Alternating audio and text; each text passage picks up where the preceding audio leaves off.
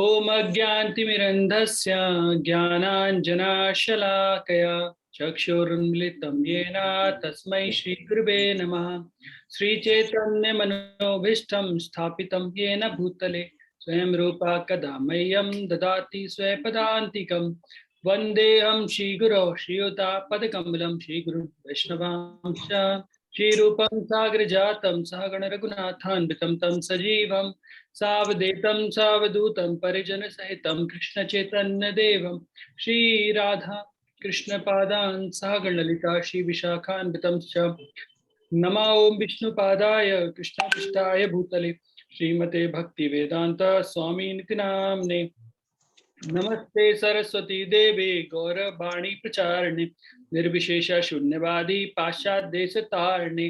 नमो महावदन्याय कृष्ण प्रेम प्रदायते कृष्णाय कृष्ण चैतन्य नामने गौरत्विषे नमः।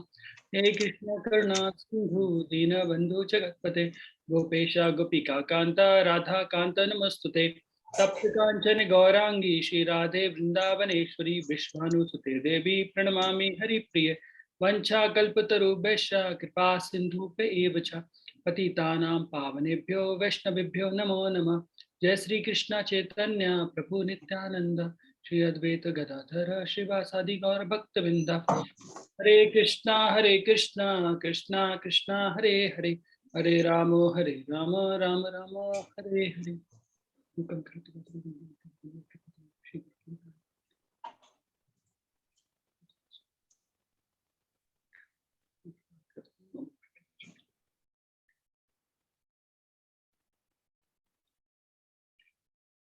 हरे कृष्णा। तो आप सभी का बहुत बहुत स्वागत है हमारे भक्ति शास्त्री कोर्स के अंदर। तो हम लोग भक्ति शास्त्री कोर्स के जो यूनिट 5 है उसमें जो उपदेशामृत है उसके बारे में चर्चा कर रहे थे। आज हमारी 6वीं क्लास है और अभी तक हम लोगों ने 4 श्लोक कवर कर लिए हैं। तो अभी तक जैसे फर्स्ट क्लास हमने चालू किया था जिसके अंदर प्रस्तावना और अमुख अर्थात इंट्रोडक्शन और प्रीफेस के बारे में हमने चर्चा की थी। फिर हमने चालू किया था कि श्लोक नंबर 1 से जो 1 नंबर श्लोक आता है जिसके अंदर 6 प्रकार के वेगों के बारे में हम लोगों ने चर्चा की थी कि किस प्रकार से इन 6 प्रकार के वेगों पर नियंत्रण के द्वारा एक व्यक्ति जो भक्त है या मध्यम अधिकारी वह संपूर्ण जगत में शिष्य बनाने के योग्य हो जाता है। और अगर वह 6 प्रकार के वेगों को नियंत्रित नहीं करता है तो क्या होता है, तो कोई भी व्यक्ति अगर 6 प्रकार के वेगों को नियंत्रित नहीं करेगा तो वो नर्क की ओर गमन हो जाएगा उसका, क्योंकि पाप होने की गुंजाइश बहुत ज्यादा हो जाती है। फिर हम लोगों ने देखा था श्लोक नंबर 2 और श्लोक नंबर 3 के अंदर कि भक्ति के लिए अनुकूल 6 चीजें और भक्ति के लिए प्रतिकूल 6 चीजें, इनके बारे में हमने चर्चा की थी कि 6 प्रकार की चीजें जो होती हैं इन्हें करने से, जो कि 6 प्रकार की चीजें ऐसी जिन्हें करने से भक्ति में हमारा क्या होता है, हमारी भक्ति समाप्त हो जाती है, जिसे बोलते हैं प्रतिकूल होती है। जो अत्याहार प्रयास से प्रजल्पो नियमाग्रह संग त्यागो षड्वीर भक्ति प्रसिद्धति जन संगत से लोलम चा षड्वीर भक्ति विनश्यति। और इसके बाद उत्साह निषाद धैर्य तत्तर प्रवर्तन संग त्यागो सतोगति षड्वीर भक्ति प्रसिद्धति। तो ये 6 जो होते हैं, पहले जो अत्याहार प्रयास से वो प्रतिकूल होते हैं जिन्हें हमें छोड़ना है। और इसके बाद केवल छोड़ना ही नहीं होता है, जैसे हम डॉक्टर के पास जाते हैं तो हमें बोलता है दवाई खाना है और परहेज करना है। तो उसी तरीके से 6 चीजों को छोड़ना है और 6 चीजों को अपनाना है, क्योंकि ये 6 चीज जो होंगी वह हमारे जीवन में अनुकूल भाव से कार्य करेंगी। इसके बाद हमने देख लिया कि भाई अब हम अनुकूल भाव से आगे बढ़ रहे हैं, तो भक्तों के मध्य अब कैसे प्रीति के लक्षण बढ़े। अभी हम समझ गए हैं कि भाई कैसे भक्ति में अग्रसर होंगे। तो अभी हमको क्या करना पड़ेगा, क्योंकि एक श्लोक नंबर 1, श्लोक नंबर 2, श्लोक नंबर 3 श्रद्धा के बारे में थे।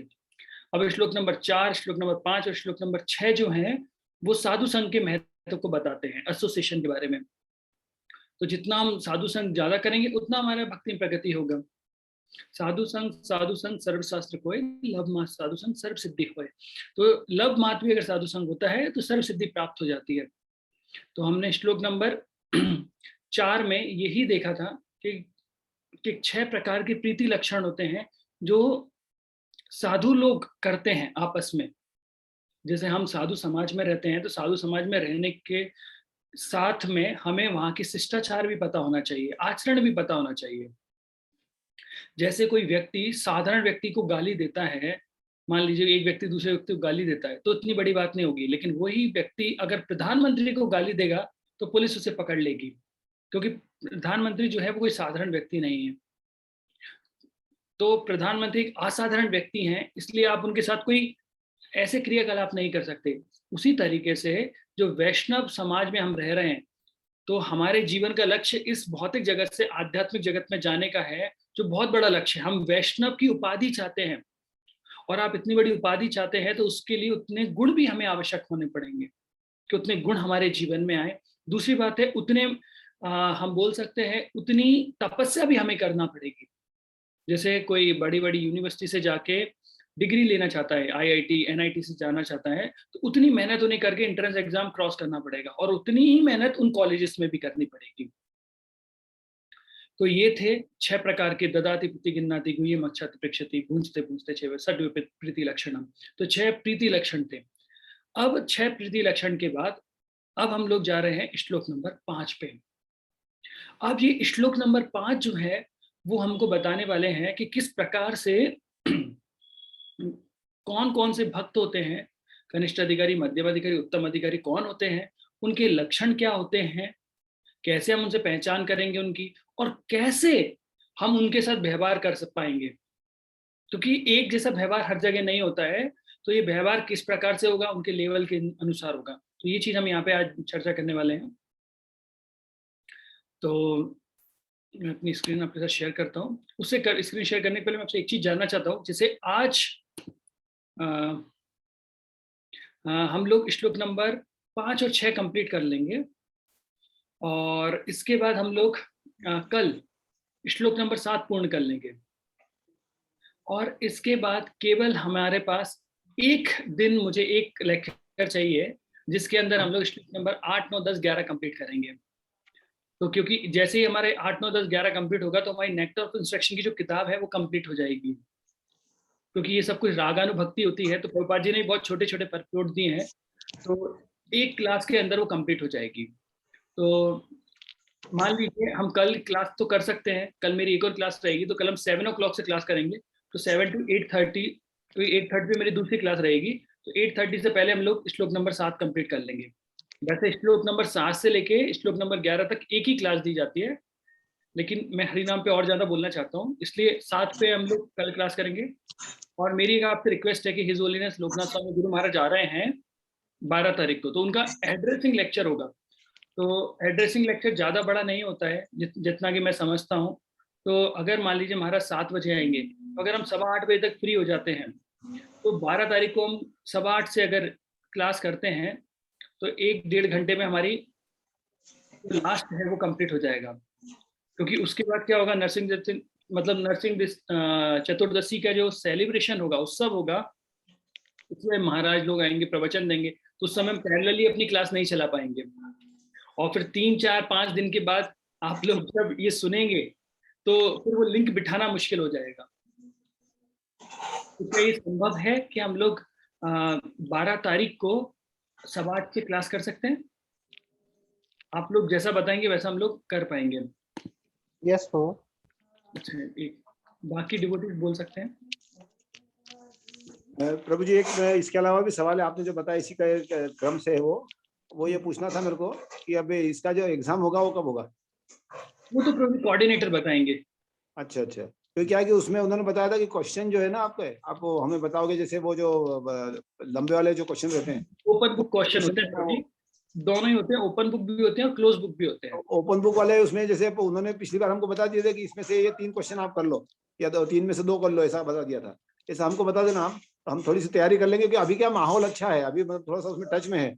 एक बार बीच में गैप आ जाएगा, बाद में हम लोग मायापुर भी जा रहे हैं यात्रा पे, मैक्सिमम लोग जा रहे हैं अपने ग्रुप के, तो वो भी थोड़ा गैप हो जाएगा। तो हम सोच रहे थे कि यदि आप बता दोगे ओपन बुक के क्वेश्चन, तो हमको थोड़ा हेल्प हो जाएगा। मैं अभी प्रभु जी को बोल दूंगा, तो वो ओपन बुक के क्वेश्चन शेयर कर देंगे प्रभु जी। और आप लोगों को जो डाउट भी आए तो मुझसे पूछ सकते हैं। जी। तो मेरा भी एक मुख्य फोकस ये था कि गुरुवार तक हम ये बुक कंप्लीट कर पाए। तो क्या गुरुवार के दिन हम 8 बजे से क्लास कर सकते हैं? कि 8 मतलब एक क्लास कर सकते हैं कि 8:15 से? अच्छा। है ना? हरे कृष्ण प्रभु। यस प्रभु। तो मैं बोल रहा हूँ 15 तारीख को नरसिंह चतुर्दशी है ना, हाँ तो प्रभु। 14 तारीख को क्लास है क्या? नहीं प्रभु जी, फिर अभी क्लास नहीं करेंगे ना, महाराज वहां पर रहेंगे, महाराज का प्रोग्राम रहेगा तो हम क्योंकि क्लास। क्योंकि मैं दीक्षा का, तो दीक्षा होगा ना, इसे हरिनाम दीक्षा के लिए मेरे को सारी तैयारी करना है नहीं, मैं वही क्योंकि। आपको बता रहा हूँ प्रभु जी कि 12 तारीख तक हम क्लास करेंगे, 13, 14, अच्छा अच्छा 15 के बाद हम लोग क्लास नहीं करेंगे। अच्छा अच्छा, ठीक है ठीक। हाँ, बस मेरा यही आपसे पूछना था कि अगर आप लोग 12 तारीख को अगर तैयार हैं हाँ तो हम लोग आगे बढ़ सकते हैं। तो मैं हाँ, ठीक है उस रिदम पे चलूं प्रभु जी आगे। ठीक है। प्रभु जी, महाराज तो 13 तारीख को आ रहे हैं ना? 12 तारीख को प्रभु जी, 12 तारीख शाम को 7 बजे शाम को 7 बजे। हाँ उस दिन तो कोई क्लास नहीं रहेगी ना उनकी प्रभु जी? एड्रेसिंग क्लास रहती है महाराज की। आते से सबसे पहले जो देते क्लास। हाँ, अच्छा अच्छा। एड्रेसिंग अब वो ज्यादा बड़ी तो नहीं होती है, लेकिन हाँ फिर भी मेरा ये सोचा था आप लोग मंदिर जाएंगे महाराज जी के दर्शन करने के लिए, तो अगर 8:15 बजे तक सब लोग फ्री हो जाते हैं तो 8:15 हाँ, से हम क्लास करते हैं, तो आपका जो बुक है वो कंप्लीट हो जाएगा। तो वो जो एक लिंक है वो बनी रहेगी। ठीक है प्रभु जी, 3-4 ठीक है कर क्लास। ठीक लेंगे। है वो 8 बजे। कर लेंगे। हरि बोल, हरि बोल। ठीक है, बहुत बहुत धन्यवाद आप सभी का। मैं ये आप लोग जानना चाहता था। तो अभी हम लोग हमारे श्लोक नंबर 5 की तरफ चलते हैं।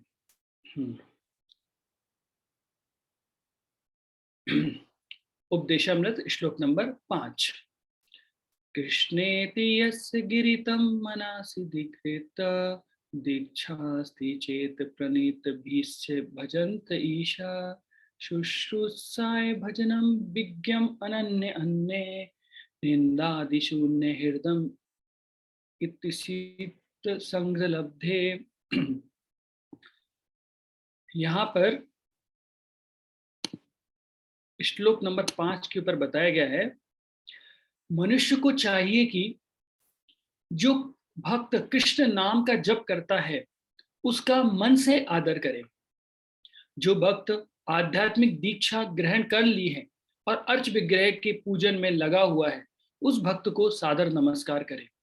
एवं जो अन्यन भक्ति में आगे बधा हुआ है या बढ़ा हुआ है और जिसका हृदय दूसरों की आलोचना निंदा करने की प्रवृत्ति से सर्वदा विमुख है, उसे चाहिए कि वह उस शुद्ध भक्त की संगति करे और श्रद्धा पूर्वक उनकी सेवा करे। श्लोक नंबर 5 था। श्रील प्रभुपाद जी बताते हैं इसमें, पिछले श्लोक में जिन 6 प्रकार की प्रीति के आदान प्रदान का उल्लेख हुआ है उन्हें बुद्धिमत्ता पूर्वक व्यवहत करने के लिए विवेक पूर्वक उचित व्यक्तियों का चुनाव करना होगा। अतएव शील रूप गोस्वामी उपदेश देते हैं कि हमें वैष्णवों से उनकी प्रतिष्ठा के अनुसार उचित रीति से मिलना चाहिए। इस श्लोक में वे हमें यह भी बताते हैं कि 3 प्रकार के भक्तों, कनिष्ठ अधिकारी, मध्यम अधिकारी तथा उत्तम अधिकारी के साथ किस प्रकार का व्यवहार किया जाए। तो देखिए, हमने देखा था एक गोल्डन रूल भी देखा था, आपको याद होगा, मैंने आपको बताया था लास्ट में गोल्डन रूल, जिसके अनुसार हमें सम्मान सबका करना चाहिए, है ना, लेकिन संग कुछ लोगों का करना चाहिए, केवल उससे कम लोगों का संग करना चाहिए। और जो संग के बाद जो आप अपना हार्ट शेयर करते हैं उससे कम लोगों का होना चाहिए और फॉलो एक व्यक्ति को होना चाहिए। तो शील प्रभुपाद जी बता रहे हैं कि जो कनिष्ठ अधिकारी है, मध्यम अधिकारी है और उत्तम अधिकारी है, कि उनकी हमें थोड़ी पहचान होनी चाहिए कि उनके क्या गुण होते हैं और उस पहचान के अनुसार ही हमारा उनके साथ व्यवहार होना चाहिए। क्योंकि ये हम वैष्णव समाज में रहते हैं तो ये चीजें हमें मुख्यतः समझ में आनी चाहिए। तो सबसे पहले हम चलते हैं कनिष्ठ अधिकारी। कृष्णेति यस्य गिरितम मनसा दिगृहीत। ये क्षमा कीजिएगा, मेरी संस्कृत इतनी अच्छी नहीं है और ये श्लोक हमारे साधारण श्लोक नहीं है, बहुत हैवी थोड़ा सा होता है। तो ग्री मतलब वचन एवं वाणी से, मनसा मन से, आद्रियेत आदर करना चाहिए। तो मनुष्य को चाहिए कि जो भक्त कृष्ण नाम का जप करता है उसका मन से आदर करे। यहाँ पे शील प्रभुपाद जी जो उपदेशामृत में क्या बोलते हैं कि जो भी भक्त है वो भगवान के नाम का जप कर रहा है, वो कोई भी हो सकता है। जैसे महाप्रभु बोलते हैं एक बार, जिस वैष्णव कौन है, जिसने एक बार भी हरि नाम लिया है वह वैष्णव है। तो जो कोई व्यक्ति भगवान के नाम का जप करता है उस व्यक्ति का हमें मन से आदर करना चाहिए। अब प्रभुपाद जी आगे बताते हैं, हमारे एक मित्र जो प्रसिद्ध अंग्रेजी संगीतकार हैं, वे कृष्ण के पवित्र नाम के कीर्तन के प्रति आकृष्ट हैं। हम बिना किसी संकोच के उन्हें सम्मान देते हैं, क्योंकि हम देख रहे हैं कि ये महाशय क्रमशः कृष्णामृत की ओर, कृष्ण भावनामृत की ओर अग्रसर हो रहे हैं। ऐसे व्यक्ति को सदा ही सम्मान दिया जाना चाहिए। इस व्यक्ति का नाम कोई जानता है? कौन है ये व्यक्ति जिनके बारे में प्रभुपाद जी बोल रहे हैं? इनका बहुत बड़ा कंट्रीब्यूशन है कौन के अंदर? प्रभुपाद जी के साथ किसका फोटो है ये? George Harrison. जॉर्ज हैरिसन, बहुत अच्छी बात है। तो जॉर्ज हैरिसन, तो हिज होलीनेस भक्ति चारू स्वामी गुरु महाराज बताते हैं कि शील प्रभुपाद जी के बाद अगर किसी ने प्रचार किया है तो जॉर्ज हैरिसन ने किया है। आज भी अगर हम लंदन जाते हैं तो जो मैनर मंदिर है वहां पर, वो मैनर मंदिर जो डोनेट किया था वो जॉर्ज हैरिसन ने किया था। और बीटल्स जो उस समय 1960 के दशक में बहुत ही फेमस थे, ऐसा बताते हैं कि जॉर्ज हैरिसन के बर्थडे जब विश किया था, मतलब लोग विश कर रहे थे, तो 7 ट्रक भर के चिट्ठियां उनके लिए आई थी बर्थडे विश करने के लिए। आप सोच सकते हैं कितने फेमस थे वो। 7 ट्रक भर के चिट्ठियां आई थी। और वो जॉर्ज हैरिसन श्रील प्रभुपाद जी को उन्होंने पूरा अपना जीवन समर्पित किया, और हरि कथा के लिए, हरि नाम के लिए उन्होंने अलग अलग सॉन्ग गाए। तो प्रभुपाद जी से जब उन्होंने कहा, प्रभुपाद जी मुझे दीक्षा दे दीजिए, प्रभुपाद ने कहा तुम तो ऑलरेडी हरि के सन हो, हरि जॉर्ज हैरिसन। तो प्रभुपाद जी बोलते हरि सन, तो आप पहले से ही हरि के पुत्र हो, तो आपको दीक्षा की आवश्यकता क्या है? और प्रभुपाद जी ने क्यों ऐसा कहा? और ये आप देखिए एक भक्त कितने चतुर होते हैं कि जॉर्ज हैरिसन, तो प्रभुपाद जी ने बोले हरिसन। वहीं पे एक भक्त बोल रहे थे कि एक्चुअली सैमसंग या फिर श्याम संग। तो लोग सैमसंग के पीछे भागते हैं और हम श्याम संग के पीछे भागते हैं। तो छोटी सी चीजों का भेद होता है और चीजें अंतर आ जाती है। जैसे भक्ति चारू स्वामी गुरु महाराज बताते हैं कि भौतिकता और आध्यात्म में क्या अंतर होता है। भौतिक वस्तु या आध्यात्मिक वस्तु, भौतिक चेतना या आध्यात्म, क्या अंतर होता है? केवल एक ही चीज होता है, जब कृष्ण हमारे जीवन के केंद्र बिंदु होते हैं या कृष्ण सेंटर में होते हैं, तो जो भी कार्य आप करते हैं वह आध्यात्म होता है। और कृष्ण जब हमारे केंद्र में नहीं होते हैं तो वो सारी की सारी चीजें भौतिक हो जाती हैं। तो भौतिक चीजें जीरो के समान है और भगवान कृष्ण एक वन के समान है। तो एक के बाद में अगर आप जितनी जीरो लगाएंगे उस और महत्व बढ़ता जाएगा, लेकिन एक नहीं होगा तो जीरो का कोई अर्थ नहीं होता है। यहां तक कि उन्होंने अपने रिकॉर्डों में भी कृष्ण के पवित्र नाम का अनेक बार उल्लेख किया है। वे अपने घर में कृष्ण के चित्रों को नमस्कार करते हैं और कृष्ण भावनामृत के प्रचारकों का भी आदर करते हैं। सभी तरह से उनके मन में कृष्ण के नाम तथा कृष्ण की लीलाओं के प्रति आदर भाव है, जैसे प्रभुपाद जी बोल रहे हैं। निष्कर्ष यह निकलता है कि जो व्यक्ति पवित्र नाम का नियमित कीर्तन करते हुए कृष्ण भावना में प्रगति करने का प्रयास कर रहा है, उसका सम्मान वैष्णव समाज, वैष्णवों का धर्म है। तो जो व्यक्ति भगवान के नाम का जप कर रहा है, भगवान के नाम का प्रचार कर रहा है, देखिए भगवान के नाम का प्रचार हर व्यक्ति नहीं कर सकता है। क्यों? चैतन्य चेतावनी बोलते कृष्ण शक्ति बिना नहीं तार प्रवर्तन, अर्थात कृष्ण की शक्ति अगर जिस चीज में नहीं है उस व्यक्ति का वो कुछ भी नहीं कर सकते। आप कैसे किसी का परिवर्तन ला सकते हैं? तो जब तक भगवान उस पर कृपालु नहीं होंगे तब तक संभव नहीं है। देखिए वो किस प्रकार से कितने सन्यासी, कितने भक्तों के साथ उन्होंने बैठ के प्रचार करते हैं। अब कनिष्ठ अधिकारी चेतन चेतामृत में मध्य लीला में आता है, प्रभु कहे जार मुखे सुनी एक बार कृष्ण नाम से ही पूज्य श्रेष्ठ सभाकार। अगर कोई व्यक्ति को एक बार कृष्ण का नाम लेता सुन ले तो उस व्यक्ति को समूह में श्रेष्ठ समझा जाना चाहिए। अगर कोई व्यक्ति एक बार अगर आप कृष्ण नाम ने लिया है तो वो वैष्णव समाज में वही भक्त बन गए, उसे हमें सम्मान देना चाहिए। ये चेतन चेता मतलब मध्य लीला में अतएव यार मुख सुने कृष्ण अष्टम करी सम्मान।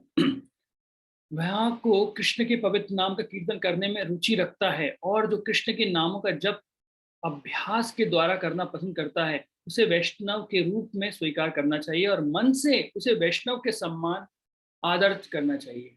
तो उसका, उस व्यक्ति की, जो आपने देखा कि वो भगवान के नाम का जप कर रहा है, तो मन से उसका सम्मान करना चाहिए हमें वैष्णव के रूप में। हाँ? ये मैं आपको एक बार बता रहा हूँ, फिर हम लोग वापस एक चार्ट के थ्रू, जो हर बार समझते हैं वैसे भी समझेंगे, तो एक हल्का हल्का हम टच करते जाएंगे, फिर हम नेक्स्ट मैं आपको स्लाइड्स में बताऊंगा। हाँ, मध्यम अधिकारी कौन होता है एक्चुअली, क्योंकि इसके अंदर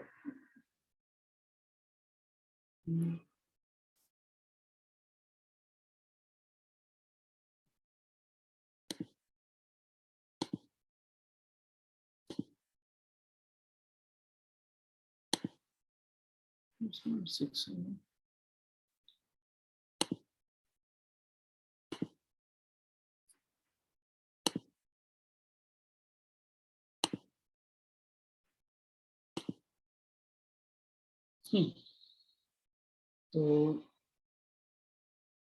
कनिष्ठ अधिकारी के बारे में मैं एक काम करता हूँ, पहले आपको वो हिंदी वाला समझा देता हूँ, फिर मैं आपको इंग्लिश के समझाता हूँ। फिर देखिए मध्यम अधिकारी के बारे में देखिए। मध्यम अधिकारी दीक्षा अस्ति चेत प्रणीति भीष्य चा भजन्ते ईशम। दीक्षा अर्थात दीक्षा, प्रणीति भी प्रणाम के द्वारा, भजन तो भक्ति में लगा हुआ, ईशम भगवान की। व्यक्ति को चाहिए कि वह उस भक्त को सादर नमस्कार करे जिसने आध्यात्मिक दीक्षा ग्रहण कर ली है और अर्च विग्रह के पूजन में लगा हुआ है। तो ये मध्यम अधिकारी के बारे में बात हो रही है। तो मध्यम अधिकारी व्यक्ति अर्थात जिसने दीक्षा ग्रहण कर ली है, दीक्षा प्राप्त कर चुका है और आध्यात्मिक दीक्षा ग्रहण कर लेने के बाद वह पूजन अर्चना में लगा हुआ है, तो ऐसे व्यक्ति को हमें क्या करना चाहिए? सादर नमस्कार करना चाहिए। हाँ, ये श्रीमद् भागवतम में एक्चुअली मध्यम अधिकारी की बहुत अच्छी डेफिनेशन आती है। ईश्वरे तद्दीनेषु बालेषु द्वेषंस्तु च प्रेम मैत्री कृपा उपेक्षा या करोति सा मध्यमा। बहुत अच्छी बात बताई है यहाँ पे कि द्वितीय कोटि का भक्त जो मध्यम अधिकारी कहलाता है, अब वो कैसे आचरण करता है? वो आचरण कैसे करता है? भगवान को अपना प्रेम अर्पित करता है। सबसे पहले वो क्या करता है? भगवान के प्रति उसकी श्रद्धा होती है, भगवान को अपना प्रेम अर्पित करता है। वह भगवान के समस्त भक्तों का निष्ठावान मित्र होता है और भक्तों के साथ वो क्या करता है? मित्रता पूर्वक व्यवहार करता है। भगवान की सेवा तो कर ही रहा है, भगवान के प्रति प्रेम अर्पित कर रहा है, भगवान की सेवा कर रहा है, और क्या कर रहा है? भगवान के जो भक्त हैं, मतलब भक्तों के साथ मित्रता पूर्वक व्यवहार करता है। वह अज्ञानी व्यक्तियों पर दया करता है, और जो अज्ञानी व्यक्ति होते हैं उनको दया करता है। बोले जो इनोसेंट है, उन्हें कुछ पता नहीं है भक्ति के बारे में, ऐसे व्यक्ति पर दया करता है। और जो अबोध हैं उनकी उपेक्षा का मतलब, जो ईर्ष्यालु व्यक्ति होते हैं, द्वेष, मतलब ये एक ही सेंटेंस है, अज्ञानी व्यक्ति पर दया करता है जो अबोध है, और उनकी उपेक्षा करता है जो भगवान से द्वेष रखते हैं। तो जो भगवान से द्वेषी होते हैं उनकी वो क्या करते हैं? उपेक्षा कर देते हैं, इग्नोर कर देते हैं उनको। तो यहाँ पे क्या कैरेक्टरिस्टिक आ गई मध्यम अधिकारी की? पहली बात तो भगवान को अपना प्रेम अर्पित करते हैं, दूसरा भक्तों के साथ मित्रता पूर्वक व्यवहार करते हैं, जो अज्ञानी व्यक्ति या अबोध मतलब इनोसेंट पर्सन होते हैं उनके साथ दया का भाव करते हैं, और जो द्वेष करने वाले व्यक्ति होते हैं उनकी उपेक्षा कर देते हैं। तो प्रेम मैत्री कृपा उपेक्षा, अर्च विग्रह का अर्चन करते हैं, भक्तों से मित्रता रखते हैं, अज्ञानी पर दया करते हैं, और द्वेषी से दूर रहते हैं। तो ये भी जरूरी है, क्योंकि इतने सारे लोगों से मित्रता का भाव रख रहे हैं, तो लेकिन दोषी से दूर रहते हैं। आचार्य एवं हरे पूज्य।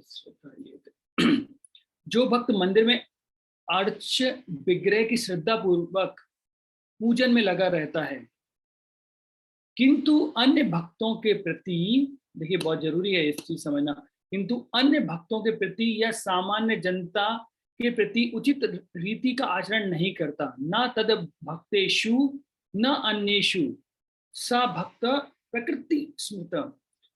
वह प्राकृतिक भक्त अर्थात भौतिकवादी भक्त कहलाता है और निम्नतम पद पर स्थित माना जाता है। तो देखिए वह व्यक्ति क्या कर रहा है, वो क्या कर रहा है, भगवान के अर्च विग्रहों की तो अच्छी से सेवा कर रहा है, लेकिन जो अन्य भक्त हैं या सामान्य जनता है उनसे किस प्रकार का आचरण करना चाहिए ये उसे नहीं पता है। वो अच्छी रीति से अच्छी तरीके से आचरण नहीं कर रहा है। तो ऐसे प्राकृतिक भक्त बोलते हैं उन्हें, प्राकृतिक भक्त या फिर भौतिकवादी भक्त हैं वो, और वो सबसे निम्न स्तर पर रहते हैं।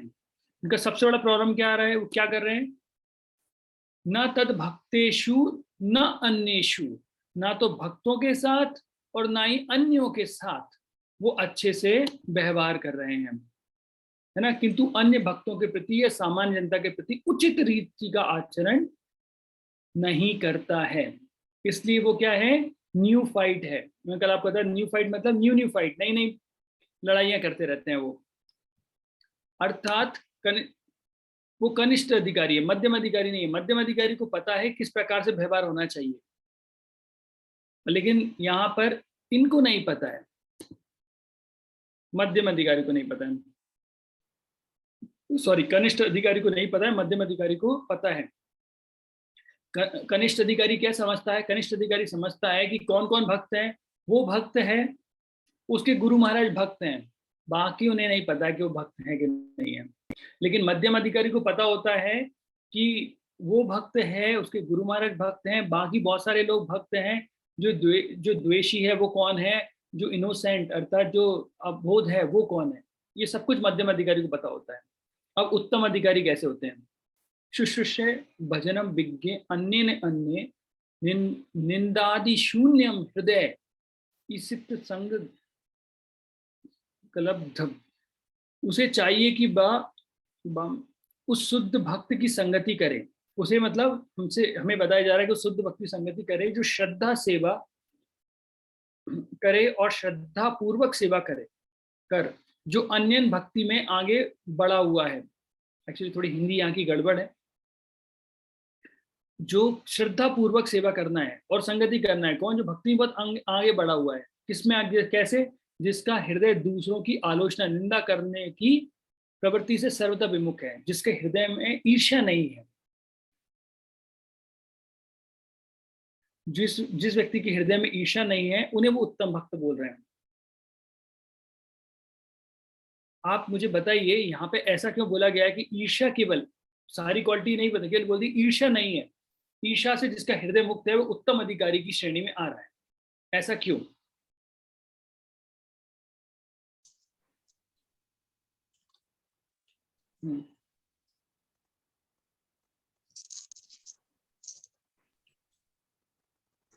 परदोष दर्शन ये बहुत बड़ा दोष है। जी प्रभु जी। तो परदोष जब दूसरों के वो दोष देखता है और उसको फिर उसको फैलाता है, निंदा करता है, मतलब वो लोगों को भी बताता है, अकेले अपने तक नहीं रख रहा है। और उसने मेला इकट्ठा किया और मेले को बांट रहा लोगों को। जी। तो ये मैं और कुछ एग्जैक्ट आंसर चाहता हूँ प्रभु जी, आप सही हैं, लेकिन फिर भी मैं एग्जैक्ट जानना चाहता हूँ कि यहाँ पे ईर्ष्या के रूप में केवल एक शब्द लिख दे। हाँ सॉरी फॉर द डिस्टर्बेंस। जो हमारे वो सेंसेस को हम जैसे कृष्ण भावनामृत में बोलते हैं कि हमें रीडायरेक्ट करना है, तो शायद मैंने कहीं पढ़ा या सुना है कि उसको हम कभी भी, ईर्ष्या ऐसी चीज है जिसको हम कहीं भी डायरेक्ट नहीं कर सकते। जैसे अगर मुझे बहुत ज्यादा वो, इसीलिए ईर्ष्या तो हमें किसी न किसी, शायद मतलब कि आवाज क्लियर नहीं आ रही है, मे बी नेटवर्क का इश्यू हो सकता है। वो सब उनका कहना, सब अवगुणों को भगवान की सेवा में लगा सकते हैं, ईर्ष्या को नहीं लगा सकते। बिल्कुल सही है, लेकिन फिर भी मैं यहाँ पे एक और एग्जैक्ट आंसर की तलाश में हूँ। माता जी ने सही बताया, लेकिन फिर भी मैं एग्जैक्ट आंसर और कुछ भी चाहता हूँ। कोई और बताएगा मुझे? हरे कृष्णा प्रभु जी, दंडवत प्रणाम। माता जी, यस माता जी।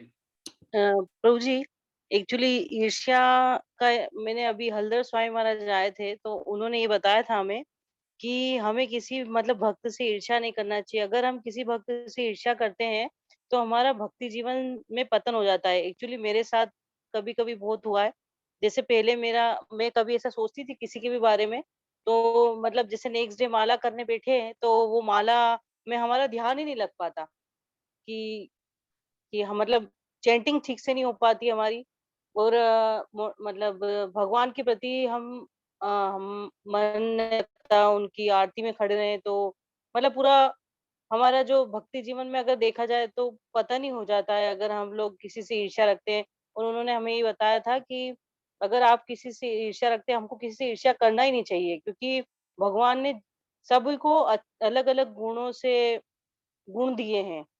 किसी को अच्छा बनाया है, किसी को बता रहे क्या हैं माता बनाया जी, है। अगर हम आप बहुत सही बता जी रहे हैं, लेकिन मैं फिर भी जी, मेरा प्रश्न ये है कि यहाँ पे जिसका जी, हृदय दूसरों की आलोचना निंदा से सर्वदा विमुख है, तो जी। केवल यहाँ पे ईर्ष्या शब्द यूज किया गया है, बाकी कुछ और अनर्था के बारे में नहीं है। तो आप लोग सब सही है, लेकिन फिर भी मैं एक एग्जैक्ट आंसर ढूंढना चाहता हूँ इस शब्द के लिए। कोई और कंट्रीब्यूट करना चाहता है लास्ट?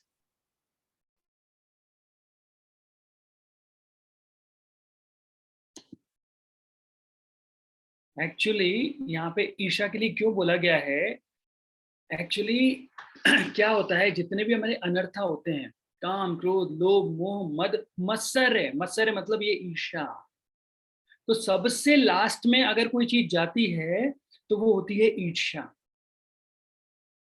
तो अगर हम ऐसा बोलेंगे किसी ने एमए किया है, तो फिर आप ये बोलेंगे क्या उसको, क्या आपने बीए भी किया है, क्या आपने 10th भी किया है, क्या आपने 12th भी किया है, क्या आप 8th भी पढ़े हो?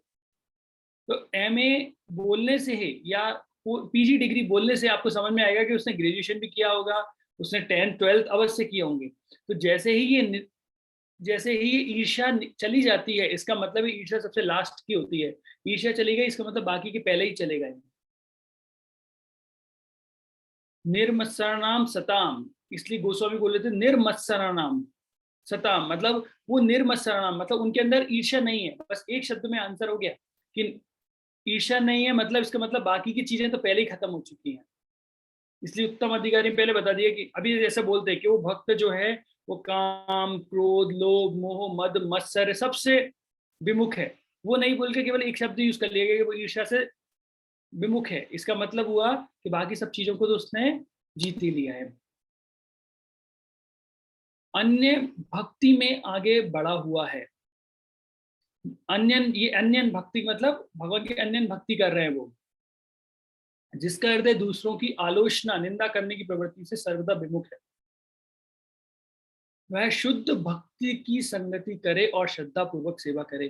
तो ऐसा जो शुद्ध भक्त होता है, जो किसी की निंदा नहीं करता, जो ईर्ष्या से विमुक्त है और भगवान की अन्य भक्ति कर रहा है, ऐसे शुद्ध भक्ति की हमें क्या करना चाहिए, संगति या संग करना चाहिए और श्रद्धा पूर्वक उनकी सेवा करनी चाहिए।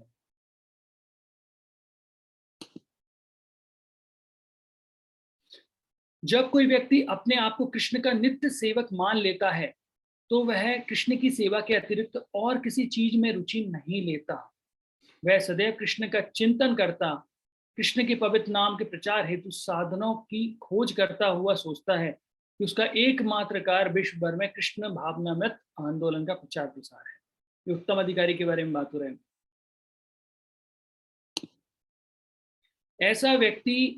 ऐसे व्यक्ति को उत्तम अधिकारी मानना चाहिए और तुरंत उसकी संगति स्वीकार करनी चाहिए। निसंदेह अंततः उत्तम अधिकारी वैष्णव भक्त को गुरु रूप में स्वीकार करना चाहिए। तो गुरु रूप में उत्तम अधिकारी को ही स्वीकार कर सकते हैं। अब आप देखें, कनिष्ठ अधिकारी जो होते हैं उनकी पहचान क्या थी, वो अपने आप को भक्त मानते हैं और अपने गुरु महाराज को भक्त मानते हैं, है ना, और बाकी पूरा जो संसार है वो उनके लिए अभक्त है। और उत्तम अधिकारी कैसे होते हैं, उत्तम अधिकारी खुद को छोड़ के बाकी पूरा संसार सब भक्त होते हैं। इसलिए उत्तम अधिकारी जो होते हैं वह प्रचार नहीं करते हैं, और प्रचार जब करना होता है तो उत्तम अधिकारी को उत्तम अधिकारी से मध्यम अधिकारी के लेवल पे आना होता है। मध्यम अधिकारी के लेवल पे आके वो प्रचार करते हैं, क्योंकि उत्तम अधिकारी है तो उत्तम अधिकारी क्या देखेंगे कि अपने आप को छोड़कर बाकी जितने भी लोग हैं वो सब भक्त हैं। और अब जब सब भक्त हैं तो आप प्रचार कैसे करेंगे? मान लीजिए कोई भक्त लोग बैठे हुए हैं जो वो भी दीक्षित हैं, आप भी दीक्षित हैं, तो आप उन्हें बोलेंगे क्या, प्रभु जी जब तो किया कीजिए, है ना, एक माला का जप कीजिए। लोग बोलेंगे अरे प्रभु वो दीक्षित भक्त हैं। दीक्षा मतलब ही हो गया कि वो 16 माला का जप करते हैं, 4 नियम का पालन करते हैं। उसी तरीके से जो उत्तम अधिकारी हैं वो अपने आप को भक्त नहीं समझते, बाकी संसार में सभी को भक्त समझते हैं। इसलिए वो भजनानंदी होते हैं मुख्यतः। लेकिन जो प्रचार करते हैं वो गोष्ठानंदी होते हैं। तो दो प्रकार के भक्त हुए, एक गोष्ठानंदी, एक भजनानंदी। भजनानंदी अर्थात जो भजन करते हैं भगवान के नाम का, है ना, लेकिन प्रचार नहीं करते हैं। क्योंकि वो सोचते हैं उत्तम अधिकारी हैं। लेकिन गोष्ठानंदी जो होते हैं, गोष्ठानंदी कौन होते हैं? जो प्रचार करते हैं भगवान के नाम का। और इसलिए उत्तम अधिकारी को हमें गुरु के रूप में स्वीकार करना चाहिए। और गुरु जब आके प्रचार करते हैं, इसका मतलब है वो उत्तम अधिकारी से मध्यम अधिकारी के पोजीशन पे आके करते हैं। उत्तम अधिकारी के लिए शील भक्ति विनोद ठाकुर ने कुछ व्यवहारिक संकेत दिए हैं। उत्तम अधिकारी वैष्णव को उसकी इस सामर्थ्य के अनुसार पहचाना जा सकता है कि वह अनेक पतित आत्माओं को वैष्णव में परिवर्तन करते हैं। उत्तम ये कैसे होते हैं? अनेक पतित आत्माओं का वो उद्धार कर देते हैं, क्योंकि गुरु है ना।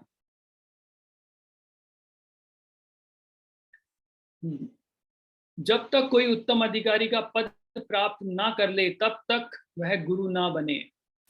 एक नव दीक्षित वैष्णव या मध्यम अधिकारी वैष्णव भी शिष्य बना सकता है, लेकिन ऐसे शिष्यों को उसी स्तर का होना चाहिए और यह जान लेना चाहिए कि उसके अपर्याप्त मार्गदर्शन में ऐसे शिष्य जीवन के चरम लक्ष्य की ओर ठीक से प्रगति नहीं कर सकते।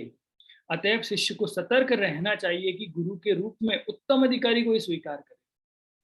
तो श्रील प्रभुपाद जी बता रहे हैं कि ऐसा नहीं कि मध्यम अधिकारी या कोई कनिष्ठ अधिकारी गुरु नहीं बन सकते, बिल्कुल बन सकते हैं।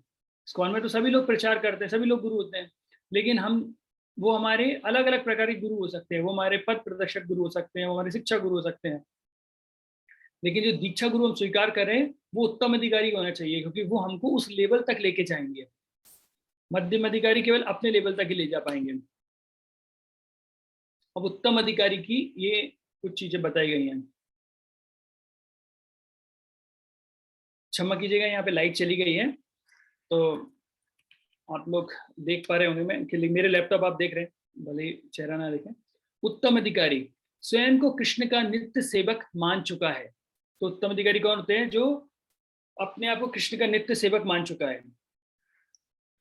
दूसरा, केवल कृष्ण की सेवा में रुचि रखता है। वह केवल क्या करता है? भगवान की सेवा में रुचि रखते हैं। तीसरा, सदा कृष्ण का चिंतन करता है, वो सदा कृष्ण का चिंतन करता है। और ऐसा बताते हैं उत्तम अधिकारी वो भी होते हैं जिनको देखकर हरि नाम हमारे मुख से निकल जाता है ना। जैसे हम भक्तों को जैसे ही देखते हैं गुरु महाराज को, हरे कृष्ण गुरु महाराज निकलता है हमारे अंदर से। क्यों? क्योंकि वे उत्तम अधिकारी हैं। हरि मान के प्रचार के साधन ढूंढता रहता है, वो हमेशा भगवान के नाम के प्रचार के साधन ढूंढता रहता है। कृष्ण भावनामृत का विश्व भर में प्रचार करना ही उसका एकमात्र कार्य है। तो भगवान के नाम का प्रचार करना ही उनका कार्य होता है, और कुछ उनका इस संसार से लेना देना नहीं है। और कृष्ण भावनामृत का विष्णु हो गया। अनेक पतित आत्माओं को वैष्णव बनाने की क्षमता, तो उनके अंदर कैसी क्षमता होती है? अनेक पतित आत्माओं को वैष्णव बना देते हैं। भक्ति योग आत्मा की सही सक्रियता है। जब कोई अन्य शुद्ध भक्ति में संलग्न रहता है तो वह पहले से ही मुक्त रहता है।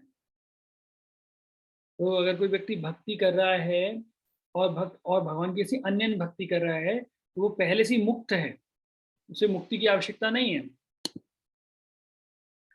कृष्ण का भक्त कभी भी भौतिक दशा से बंधता नहीं, भले ही शरीर से वह भौतिक रूप से बद्ध लगे। अतः मनुष्य को चाहिए कि शुद्ध भक्त को भौतिकवादी दृष्टिकोण से न देखिए। श्लोक नंबर 6 आ रहा है। मैं श्लोक नंबर 5 तक यहाँ रखता हूँ।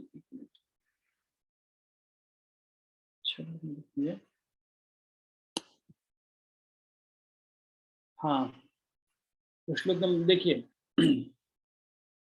अभी आपको स्क्रीन दिखाई दे रही है। अब यहाँ पर श्रील प्रभुपाद की किताब का एक एक पेज के ऊपर से यहाँ पे डिस्क्रिप्शन दिया है। तो हमने अभी उत्तम अधिकारी की चीजें पढ़ी। अब देखिए तीनों के अंदर क्या क्या डिफरेंस और कैसा कैसा आ रहा है।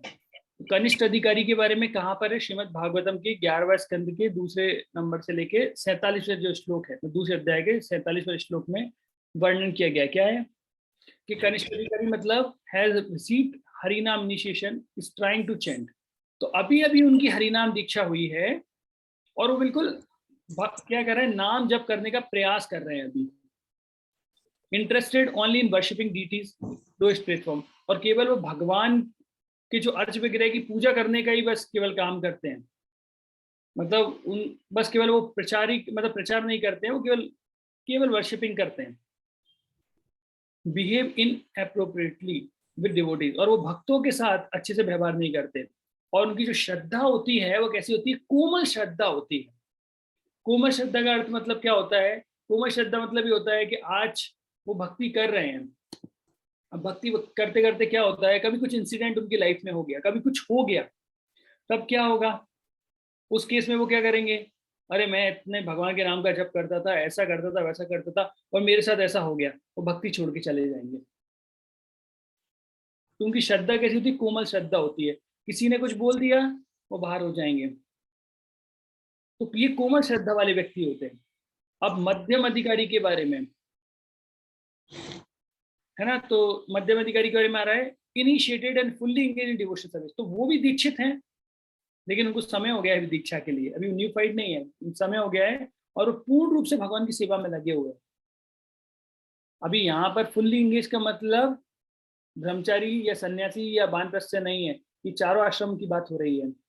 ये वाली बात ध्यान रखिएगा कि डिवोशनल जो होती है या भक्ति जो होती है वह चारों आश्रमों से ऊपर होती है, उसका इस भौतिक चीजों से कोई संबंध नहीं होता है। तो शुद्ध भक्ति व्यक्ति किसी भी जगह पर कर सकता है। इसलिए यहाँ पे फुल्ली एंगेज मतलब एक गृहस्थ व्यक्ति भी फुल्ली एंगेज हो सकता है, एक वानप्रस्थी भी हो सकता है, ब्रह्मचारी भी हो सकता है, और सन्यासी भी हो सकता है। तो fully engage in devotional service. Krishna is the object of love. भगवान क्या है? उनके एकमात्र प्रेम के स्रोत हैं। वो भक्तों के साथ मित्रता करता है। जो इनोसेंट व्यक्ति अर्थात जो अबोध व्यक्ति होते हैं उन पे कृपा दिखाता है, और जो द्वेषी होते हैं उन लोगों का परित्याग करते हैं। अब यहाँ पे और भी पॉइंट आ रहे हैं। शास्त्रों के प्रति उनका ज्ञान होता है, कंक्लूसिव नॉलेज ऑफ शास्त्र इज वेरी स्ट्रॉन्ग। उनका शास्त्रों के प्रति ज्ञान बहुत होता है, बहुत ही अच्छे तरीके से वो जानते हैं शास्त्रों के बारे में। लेकिन अगर वो कभी बार मायावादी उनसे तर्क करेंगे तो हो सकता है थोड़ा डिफीट हो जाए। लॉजिकली प्रेजेंट कई बार नहीं कर पाते हैं मध्यम अधिकारी, है ना। Firm faith in chanting the holy name, और भगवान के नाम के जप में उनका बहुत अटूट श्रद्धा और विश्वास होता है, और बहुत ही श्रद्धा के साथ वो भक्ति कर रहे होते हैं। और उनका जो फेथ होता है या विश्वास भगवान में, भक्ति में, भक्तों में बहुत ज्यादा होता है। बस केवल मैंने आपको बताया कि कई बार लॉजिकली प्रेजेंट करने में थोड़ा सा प्रॉब्लम आ जाता है। शास्त्रों के ज्ञाता होते हैं, लेकिन प्रेजेंट करने में थोड़ा प्रॉब्लम होता है। अब बात करते हैं उत्तम अधिकारी की। उनका जो संग है या उनकी सेवा जो है सबसे अच्छी होती है उत्तम अधिकारी की। नॉट इंटरेस्टेड इन ब्लेस्फेमिंग अदर्स, वह दूसरों की निंदा करने में उन्हें कोई आनंद नहीं आता है। उनका हृदय पूर्ण रूप से शुद्ध होता है, और वो भगवान की कैसी करते हैं? अनएलॉयड। अनएलॉयड मतलब होता है मिश्रित, और अनएलॉयड मतलब हुआ जहां पर मिश्रित नहीं है, शुद्ध भक्ति कर रहे हैं। जैसे शुद्ध पानी का क्या अर्थ होता है? शुद्ध पानी मतलब, जिसने अभी तक कंट्रीब्यूट नहीं किया वो बोल सकता है शुद्ध पानी मतलब। जिसने अभी तक नहीं बोला है, कोई नया व्यक्ति बोले। भक्ति शास्त्री सब कर रहे हैं तो सबका अधिकार है। शुद्ध शुद्ध पानी का अर्थ क्या होता है सुरेंद्र प्रभु? जी, जिसमें सिर्फ पानी हो। करेक्ट। किसने दिया जवाब?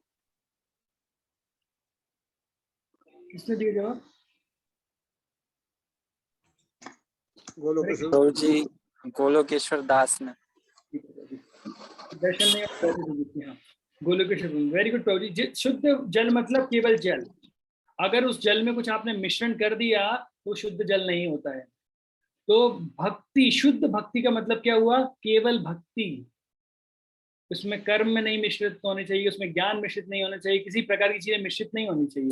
शुद्ध भक्ति मतलब शुद्ध भक्ति। शुद्ध भक्ति मतलब भगवान की प्रेममयी सेवा, और कुछ नहीं चाहिए उन्हें।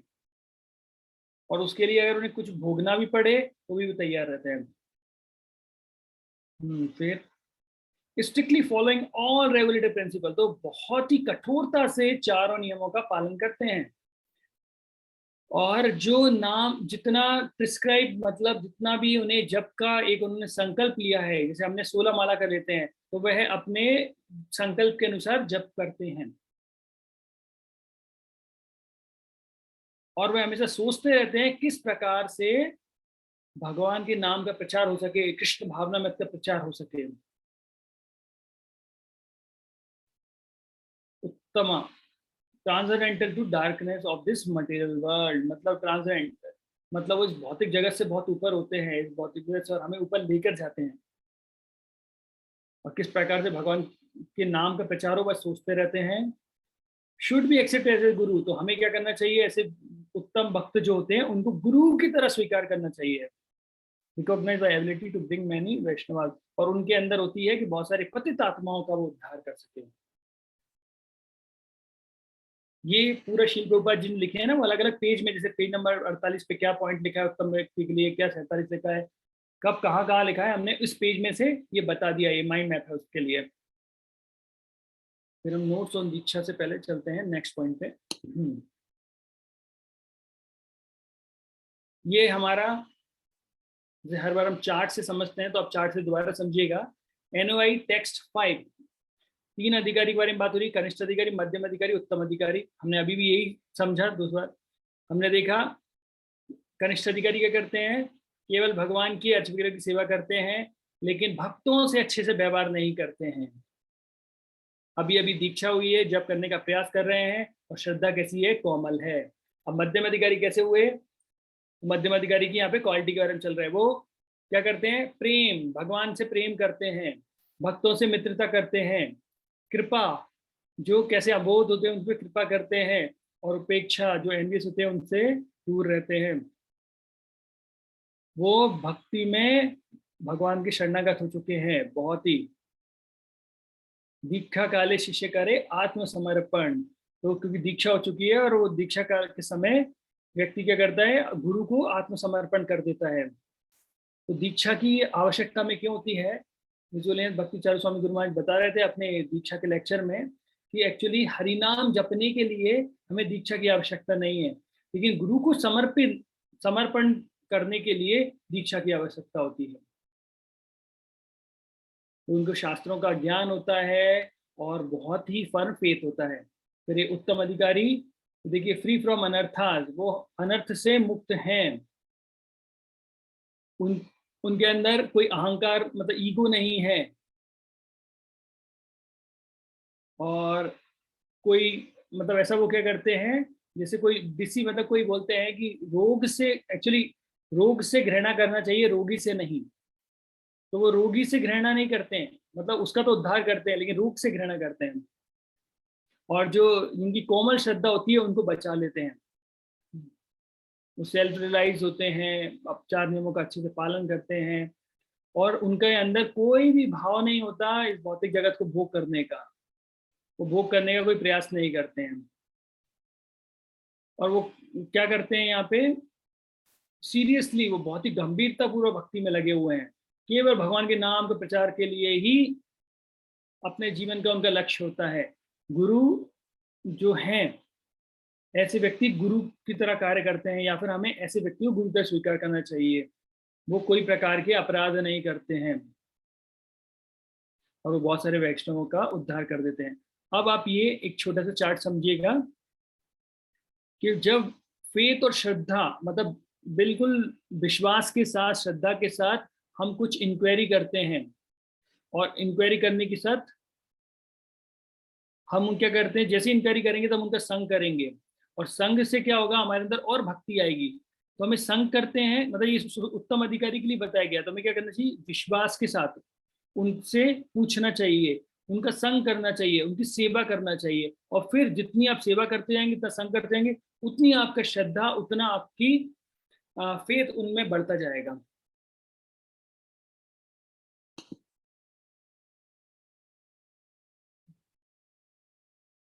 ये मैंने ऑलरेडी बता दिया।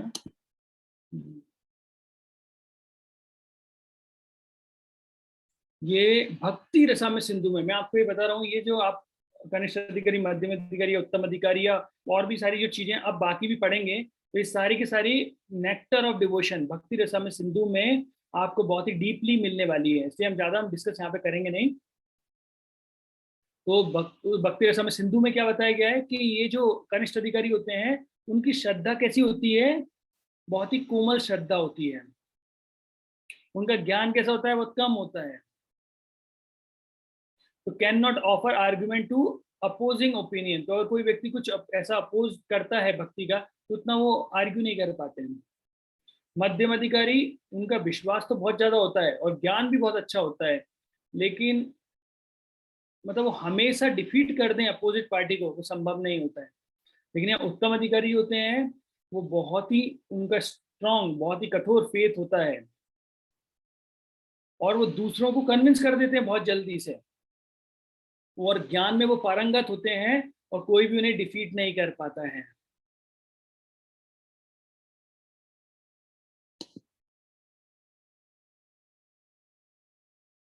अब इन भक्तों को कैसे सम्मान करना चाहिए, उनका संग कैसे करना चाहिए, रूप गोस्वामी ने बताया, राइट, मध्यम शुड बी मेंटली ऑनर्ड मन डिवोटी को चैंट। तो जो व्यक्ति कनिष्ठ अधिकारी है, हम बोलते हैं, जो केवल भगवान के नाम का जप करता है, उसे मन से एक्चुअली हमें प्रणाम करना चाहिए।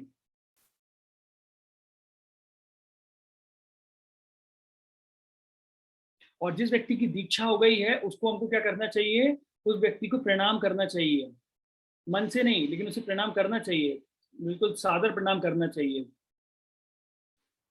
फिर लेकिन जो शुद्ध भक्त होते हैं उनको क्या करना चाहिए, पूर्ण रूप से प्रणाम करना चाहिए, फुल्ली प्रणाम करना चाहिए, और उनसे उनका संग भी करना चाहिए और साथ में उनकी सेवा करनी चाहिए।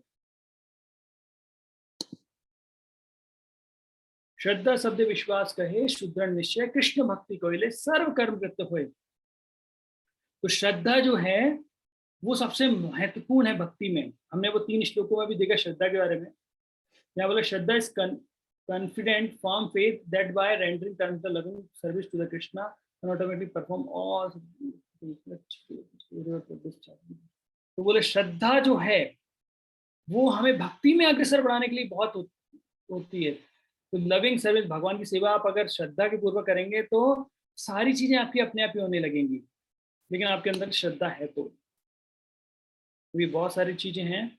एक अच्युतानंद प्रभु ने प्रभुपाद से पूछा कि फर्स्ट क्लास, सेकंड क्लास और third class devotee are pure devotee, क्या फर्स्ट क्लास, सेकंड क्लास और थर्ड क्लास डिवोटी शुद्ध भक्त हो सकते हैं क्या? तो श्री प्रभुपाद जी बोलते हैं हाँ, yes, a pure devotee is anyone who has no other motive except to serve Krishna. कोई भी व्यक्ति शुद्ध भक्त बन सकता है, चाहे वो फर्स्ट क्लास हो, सेकंड क्लास हो, थर्ड क्लास हो, केवल अगर उसका एक ही चीज है उसके मन में कि वो भगवान की सेवा करना चाहता है। इट डजंट मैटर, उससे कोई फर्क नहीं पड़ता कि वह कौन सी क्लास का है, लेकिन अन्य भक्ति होनी चाहिए।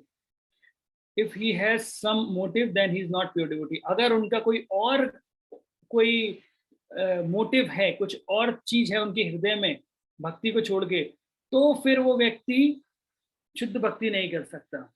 तो प्योर मतलब शुद्ध, शुद्ध मतलब केवल भक्ति और कुछ भी नहीं उसके अंदर। ही मे बी नॉट एडवांस, वो बहुत बड़े एडवांस नहीं होंगे और ना ही हैं, but if he has no motive then is pure devotee. और अगर उनके अंदर कोई और मोटिव नहीं है केवल भक्ति को छोड़ के, तो वो शुद्ध भक्त बन जाएंगे। अगर कोई व्यक्ति कृष्ण भक्ति कर रहा है अपने पर्सनल मोटिव के लिए, फिर भी वो शुद्ध भक्त नहीं है, ही इज इम्प्योर, वो अशुद्ध कहलाएगा। So first of all he has to become a pure devotee. सबसे पहले उन्हें शुद्ध भक्त बनना चाहिए। ये हमने ऑलरेडी शुद्ध भक्ति के बारे में सारी चीजें देख ली हैं। अब यहाँ पे एक बहुत अच्छा है, प्रभुपाद जी बोल रहे हैं, a person who is always chanting the holy name of the Lord is to be considered the first class Vaishnava and your duty is to serve his lotus feet। तो जो वैष्णव क्या है, जो हमेशा भगवान के नाम का जप करते रहते हैं, तो फर्स्ट क्लास डिवोटी है, और ऐसे भक्त के चरण कमलों की सेवा करनी चाहिए। Bhakti Siddhanta Saraswati Thakur says that any Vaishnava who is constantly chanting the holy name of Lord should be considered to have attained the second platform of Vaishnavism। और इसमें सबसे इम्पोर्टेंट बात आ रही है कि such a devotee is superior to a neophyte Vaishnav who has just learn to chant the holy name of the Lord.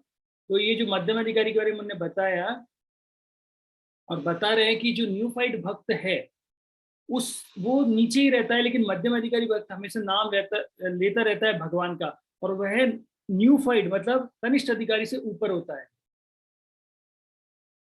और जो न्यूफाइड भक्त होता है वो जप करने का, नाम लेने का कोशिश कर रहा होता है, क्योंकि एडवांस डिवोटी जो है ना भगवान का नाम बहुत ही प्रेम पूर्वक ले रहे होते हैं।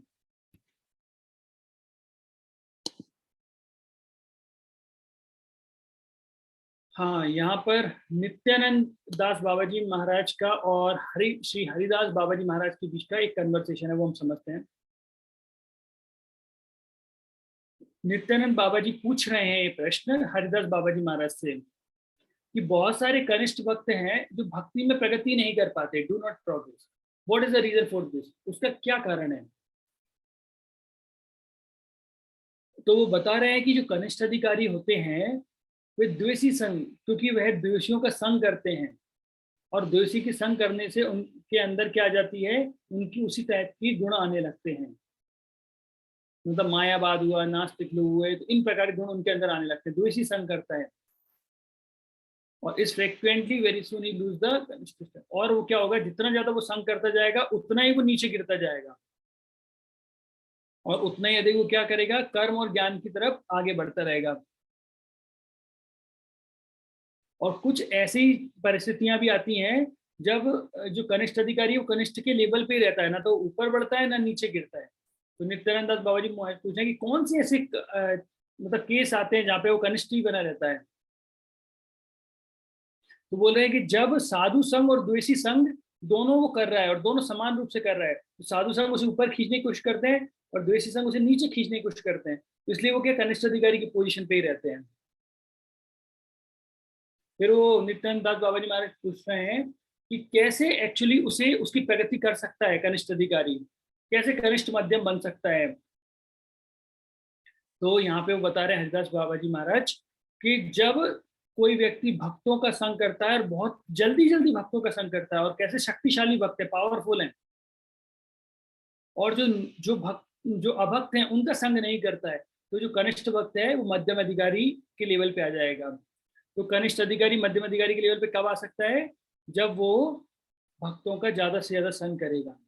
और कब मध्यम अधिकारी कनिष्ठ अधिकारी के संपर्क में के लेवल पे आ जाएगा, जब मध्यम अधिकारी भक्तों का संग नहीं करेगा, प्रचार नहीं करेगा, तो वो कनिष्ठ अधिकारी के लेवल पे आ जाएगा।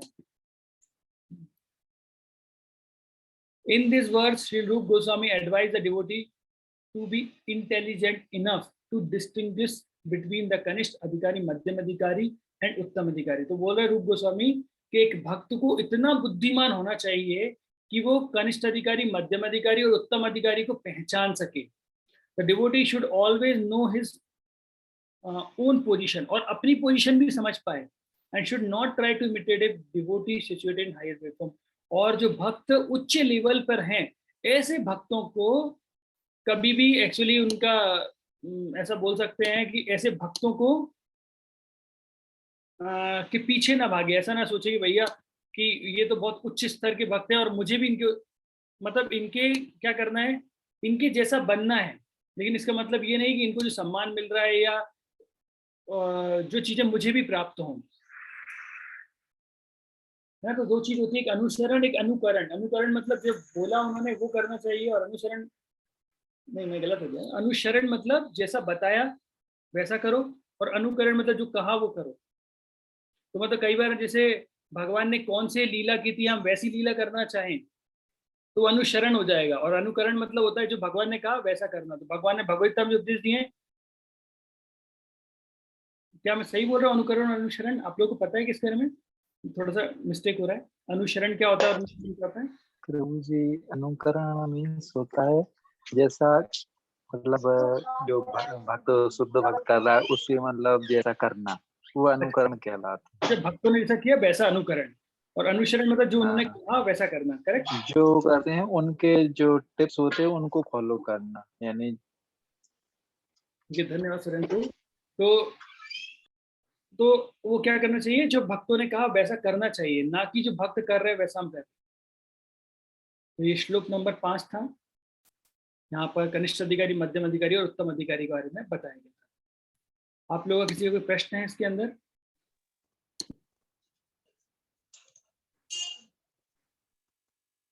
राम और कृष्ण में बताया जाता है कि एक का अनुकरण करे, एक का अनुसरण करे। हाँ प्रभु जी, भगवान राम ने जो किया वो करना चाहिए और भगवान कृष्ण ने जो कहा वो करना चाहिए। किसी का और कोई प्रश्न है?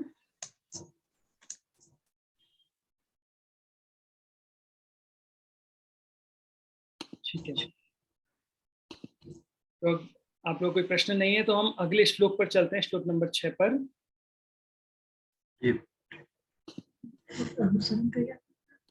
जो उन्होंने कहा वैसा करना। अनुसरण मतलब जैसा उन्होंने बताया वैसा करना, जैसा करा है वैसा करना।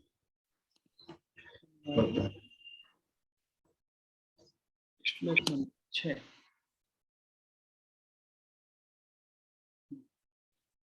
तो श्लोक नंबर 6 जाने से पहले मैं पूछना चाहता हूँ कि आप लोगों को चीजें समझ में आ रही हैं या नहीं आ रही हैं? क्योंकि ना तो आप कंट्रीब्यूट करते हैं ज्यादा, ना ही आपके वीडियो ऑन होते हैं, ना ही एक्चुअली आपका कुछ सवाल आ रहा है।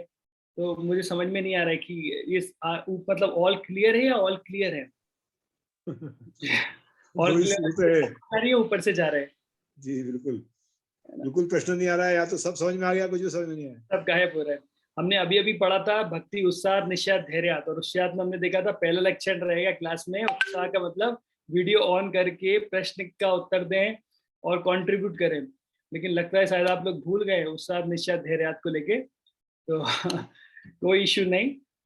ये श्लोक नंबर 6 है। एक्चुअली ये देखिए, ये जो यूनिट नंबर 5 आती है वो 5वें नंबर पे इसलिए आती है क्योंकि प्रैक्टिकल एप्लीकेशंस होती है और उसमें केवल इंस्ट्रक्शन होते हैं। अभी तक आप भगवद गीता और नेक्टर डिवोशन में बहुत सारे चीजें समझ चुके होते हैं, लेकिन हमारा थोड़ा सा ऐसा हो गया कि डायरेक्ट 5 पे आ गए हैं, तो वो कोऑर्डिनेटर बता सकते हैं। लेकिन फिर भी फिलॉसफी बहुत ज्यादा है, लेकिन हमें समझने का प्रयास करना पड़ेगा, और कई बार लिंक टूट जाएगी तो आपको और समझ में नहीं आएगा।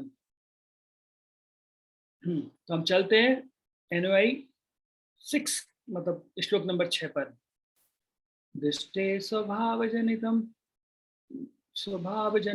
बपुस च दोषेर न प्रकृतम इहा भक्त जनस पश्येत गंगां भूसां न खलु बुद्बुदे फेन पंगे ब्रह्मा धृत्वम अपंगचित्त नीरधर्मे। अब यहाँ पर शुद्ध भक्तों के बारे में और भी बहुत सारी चीजें बताई गई हैं श्लोक के अंदर। तो पहले हम इसका ट्रांसलेशन समझेंगे। Being situated in his original Krishna conscious position, a pure devotee does not identify with his body. तो एक जो शुद्ध भक्त है उसको उसके शरीर से कभी भी जज नहीं करना चाहिए। Such a devotee should not be seen from the materialistic point of view.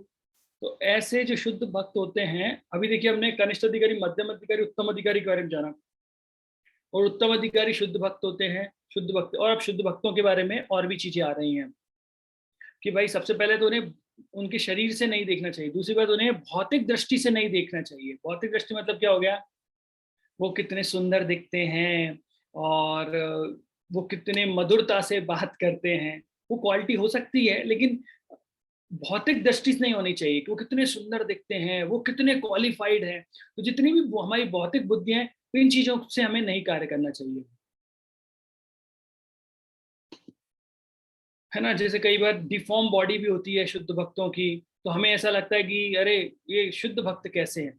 नहीं, यहाँ पे इसलिए पहले बता दिया गया है, one should overlook a devotee having body born in low family. अब उन्हें हमें ये नहीं देखना चाहिए कि वो निम्न जाति में पैदा हुए हैं, अरे ये अंग्रेज होकर हमको क्या भक्ति के बारे में बताएंगे, इन्हें तो कभी ज्ञान ही नहीं है। तो यहाँ पर हम उनको उस बुद्धि से देखने लगते हैं। तो यहाँ लो फैमिली, ये भाई हो सकते हैं निम्न कोटि के व्यक्ति हैं, ब्राह्मण ही नहीं है, तो ये कैसे हमें बताएंगे। A body with a bad complex, तो हम देखते हैं कि उनका रंग अच्छा नहीं है, सुंदर नहीं दिखते हैं, तो हम उन्हें उस चीज के लिए निंदा कर रहे हैं। डिफॉर्म बॉडी हो सकता है कुछ डिसीज हो सकता है कुछ अपंगता हो, और डिसीज और इनफॉर्म बॉडी, तो तक बॉडी में कुछ भी थोड़ी सी भी परेशानी हो। According to ordinary vision, such imperfection may seem prominent in the body of a pure devotee, but despite such seeming defects, the body of a pure devotee cannot be polluted.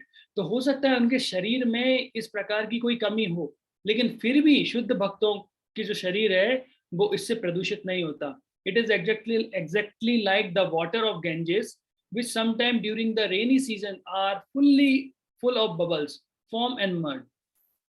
The Ganges water do not become polluted. तो बताया कि इसका उदाहरण या इसकी उपमा गंगा के पानी से दी गई है कि जो गंगा का पानी होता है बरसात के समय कई बार उसमें बहुत सारे बबल झाग फेन आ जाता है उसके अंदर, या फिर उसके अंदर बहुत सारी मिट्टी गंदा दिखाई देता है, या फिर उसके अंदर बबल्स आ जाते हैं, मतलब बुलबुले आ जाते हैं।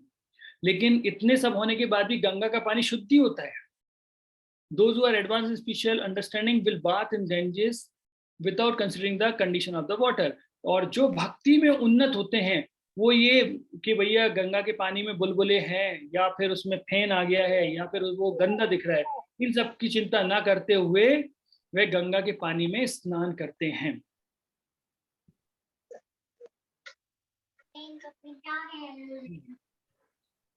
तो अभी हम श्लोक नंबर ये उसके बारे में बता दिया गया है कि उनके अब बहुत जो शुद्ध भक्त है उनको कैसे देखना चाहिए, हम इसमें चल रहे हैं।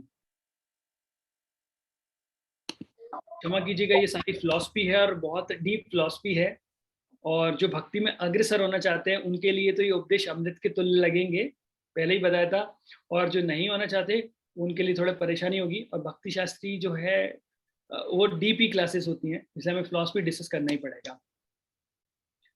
This Krishna conscious movement is a transcendental science and there is no room for jealousy. तो प्रभुपाद जी बोल रहे हैं कि भाई ये जो हमारा मूवमेंट है भक्त कृष्ण भावनामृत का, जो कृष्ण भावना आंदोलन है, वहां पर ईर्ष्या के लिए कोई जगह नहीं है। ये परमहंस भक्तों के लिए बनाया गया है, और परमहंस अर्थात जो भक्त पूर्णतः ईर्ष्या से मुक्त होते हैं। और जैसे ही कोई व्यक्ति के अंदर ईर्ष्या का भाव जाता है उस व्यक्ति का पतन हो जाता है और परमहंस नहीं रहता है। अच्छा, परमहंस का मतलब क्या होता है, कोई बताएगा मुझे? परमहंस मतलब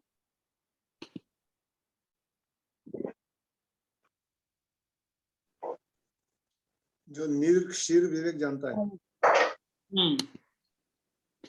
तो परमहंस का मतलब होता है जो व्यक्ति पानी और दूध को अलग कर सकता है ना, उसे बोलते हैं परमहंस। मतलब हंस की ये क्वालिटी होती है, अगर दूध में पानी को मिक्स करके उसको देते हैं तो वो क्या करता है, दूध पी जाता है, पानी को अलग कर देता है, इसलिए होते हैं हंस। और उसी तरीके से परमहंस, तो परमहंस व्यक्ति क्या होता है कि वो इस भौतिक जगत में रहते हुए भी आध्यात्म में रहती है, उनकी चेतना हमेशा आध्यात्म में रहती है ना, वह भौतिकता में कभी बंधता नहीं है। तो वो यहाँ पे रहेंगे लेकिन उनकी चेतना कभी कलुषित नहीं होती है, वो हमेशा कैसी प्योर ही रहती है, शुद्ध रहती है। तो आध्यात्म भी है और भौतिकता भी है, लेकिन फिर भी वो आध्यात्म में ही रहते हैं। तो जैसे कोई हंस है, पानी भी है दूध भी है, दोनों मिक्सचर है, फिर भी वो दूध को ही पी पाता है और पानी छूट जाता है।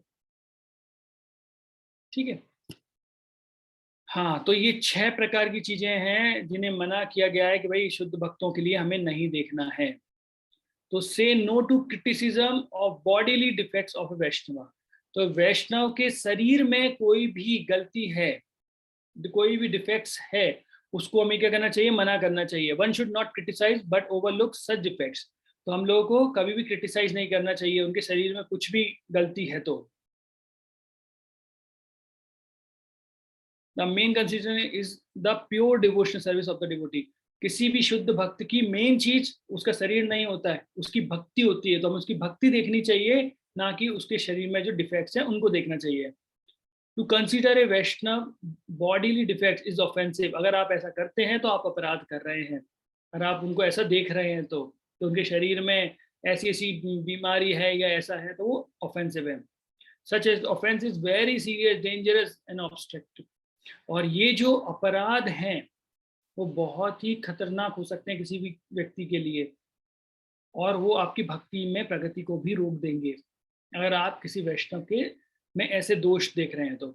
दूसरा, से नो टू क्रिटिसिज्म और नेग्लेक्ट बिकॉज ऑफ बर्थ। अगर आप कोई वैष्णव अपने जन्म से मान लीजिए निम्न जाति में पैदा हुआ है और आप उसकी क्या कर रहे हैं, उसे कुछ और गलत समझ रहे हैं, वो योग्य गुरु नहीं है, तो फिर आप क्या करेंगे, वो भी अपराध कर रहे हैं। तो the Goswami title is not heredity, it is a question of qualification. तो ये गोस्वामी जो है वो कभी वंशों मतलब अनुवंश से नहीं आ रहा है, वंश से नहीं आ रहा है कि भाई इनके पिताजी जो गोस्वामी के वंशज जो लोग होते हैं उनके लिए इस्तेमाल किया जाए, ऐसा नहीं है। वो कोई जैसे होता है ना, ये गोस्वामी है, ये ऐसे हैं, तो उनके सरनेम पे नहीं जाना है हमको। गोस्वामी जो होती है वो व्यक्ति की क्या होती है, वो इसकी योग्यता होती है। तो गोस्वामी योग्यता पे जानी चाहिए, ना कि उनके जाति पे जाना चाहिए। Goswami family devotee and devotee born in ordinary family should be treated equally. तो जो व्यक्ति गोस्वामी परिवार में जन्म नहीं लिए हैं, है ना, तो कई बार ऐसे बोलते हैं कि नित्यानंद प्रभु के जो वंशज हैं वही गुरु बन सकते हैं। नहीं, कोई भी गुरु बन सकता है, क्योंकि महाप्रभु बोल रहे हैं ना, हमारा आज्ञा गुरु हो तारे ही देश। तो अगर नित्यानंद प्रभु के वंशज अच्छे तरीके से प्रचार कर रहे हैं तो वो, और जो दूसरा व्यक्ति महाप्रभु के संदेश को अच्छे से प्रचार कर रहा है, भले ही वो नित्यानंद प्रभु का वंशज ना हो, भले ही वो गोस्वामी ना हो, फिर भी वो हमें उसे इक्वली देखना चाहिए। A pure devotee may not be born in Brahmana or Goswami family, but because he is engaged in devotional service, he should not be neglected. तो शुद्ध भक्त भले ही ब्राह्मण परिवार से ना हो, भले ही वो गोस्वामी ना हो, लेकिन क्योंकि वो भगवान की अन्य सेवा में लगा हुआ है, भगवान की भक्ति में लगा हुआ है, तो ऐसे व्यक्ति की आप उपेक्षा नहीं कर सकते। ठीक है, तो बर्थ के जरिए नहीं कर सकते, किसी डिफेक्ट के जरिए नहीं कर सकते। दो हमने देख लिया। तीसरा, say no to criticism of apparent misbehaviour. तो एकदम से कुछ उनके व्यवहार में कुछ गलत आ गया, उसको देखकर भी आप उनको वो नहीं कर सकते। जैसे even if a devotee sometimes seems to engage in abnormal activity, he should not be considered as should be considered as a saintly person because his actual identity is servant of Krishna, is not to be considered an ordinary person. तो इसमें भगवत गीता के बहुत अच्छा श्लोक आता है 9.30। 9.30 कौन सा है, किसी को याद है? 9.3 भगवत गीता। यहाँ पर बोल रहे हैं कि भाई ऐसे भक्त जो गलत एक्टिविटी में भी हैं, गलती से गलत एक्टिविटी में आ गए, बताइए 9.30 श्लोक कौन सा है, कौन बताएगा?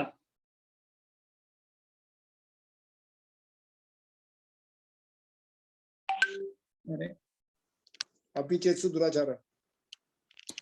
बाकी लोग कहाँ गए भाई? नटवर कृष्णपुर के अलावा किसी को सर्टिफिकेट चाहिए या नहीं चाहिए? आप लोग नहीं देखेंगे। तो अपिचेप सा दुराचारी भजन्य माम अनन्यभाव साधुरे समन्तव्यत सम्यक व्यवस्थितो ही सा। तो अपिचेप सा दुराचारी, आपको देखने में लग रहा है कि दुराचारी, अपिचेप सा दुराचारी भजन्य माम अनन्य भाव, लेकिन मुझे अनन्य भाव से भक्ति कर रहा है, साधु रेव समन्तव्य। तो ऐसे व्यक्ति को साधु के रूप में समझना चाहिए, सम्यक व्यवस्थितो ही सा। क्षिप्रम भवति धर्मात्मा, है ना, तो ऐसे ये धर्मात्मा होंगे, ये अन्य भक्ति में भगवान के लगे हैं, तो थोड़ा कई बार गलती हो भी गई तो वो गलती भगवान करेक्ट कर लेंगे, आप लोग उस पर ध्यान मत देना, लेकिन वो अन्य भक्ति में लगा हो, पहली बात ये है।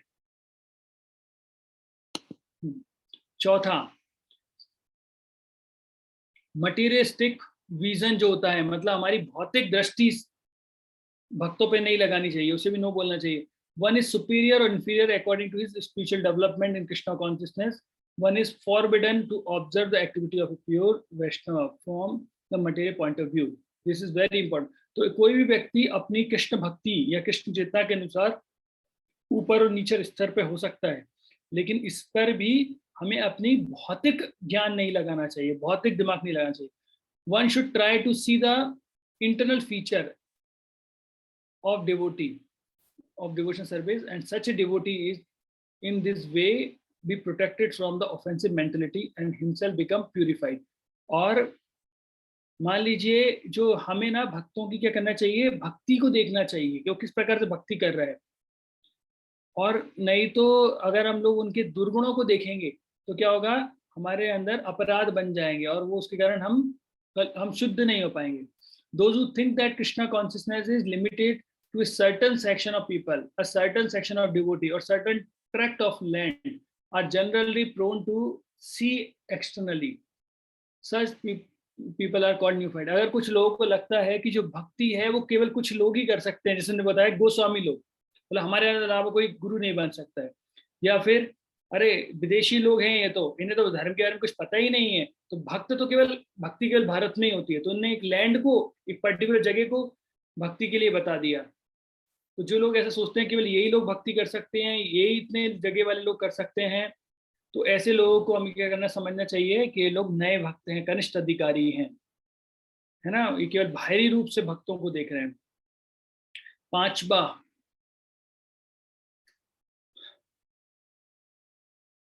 say no to mistreatment of an empowered soul, empowered devotees.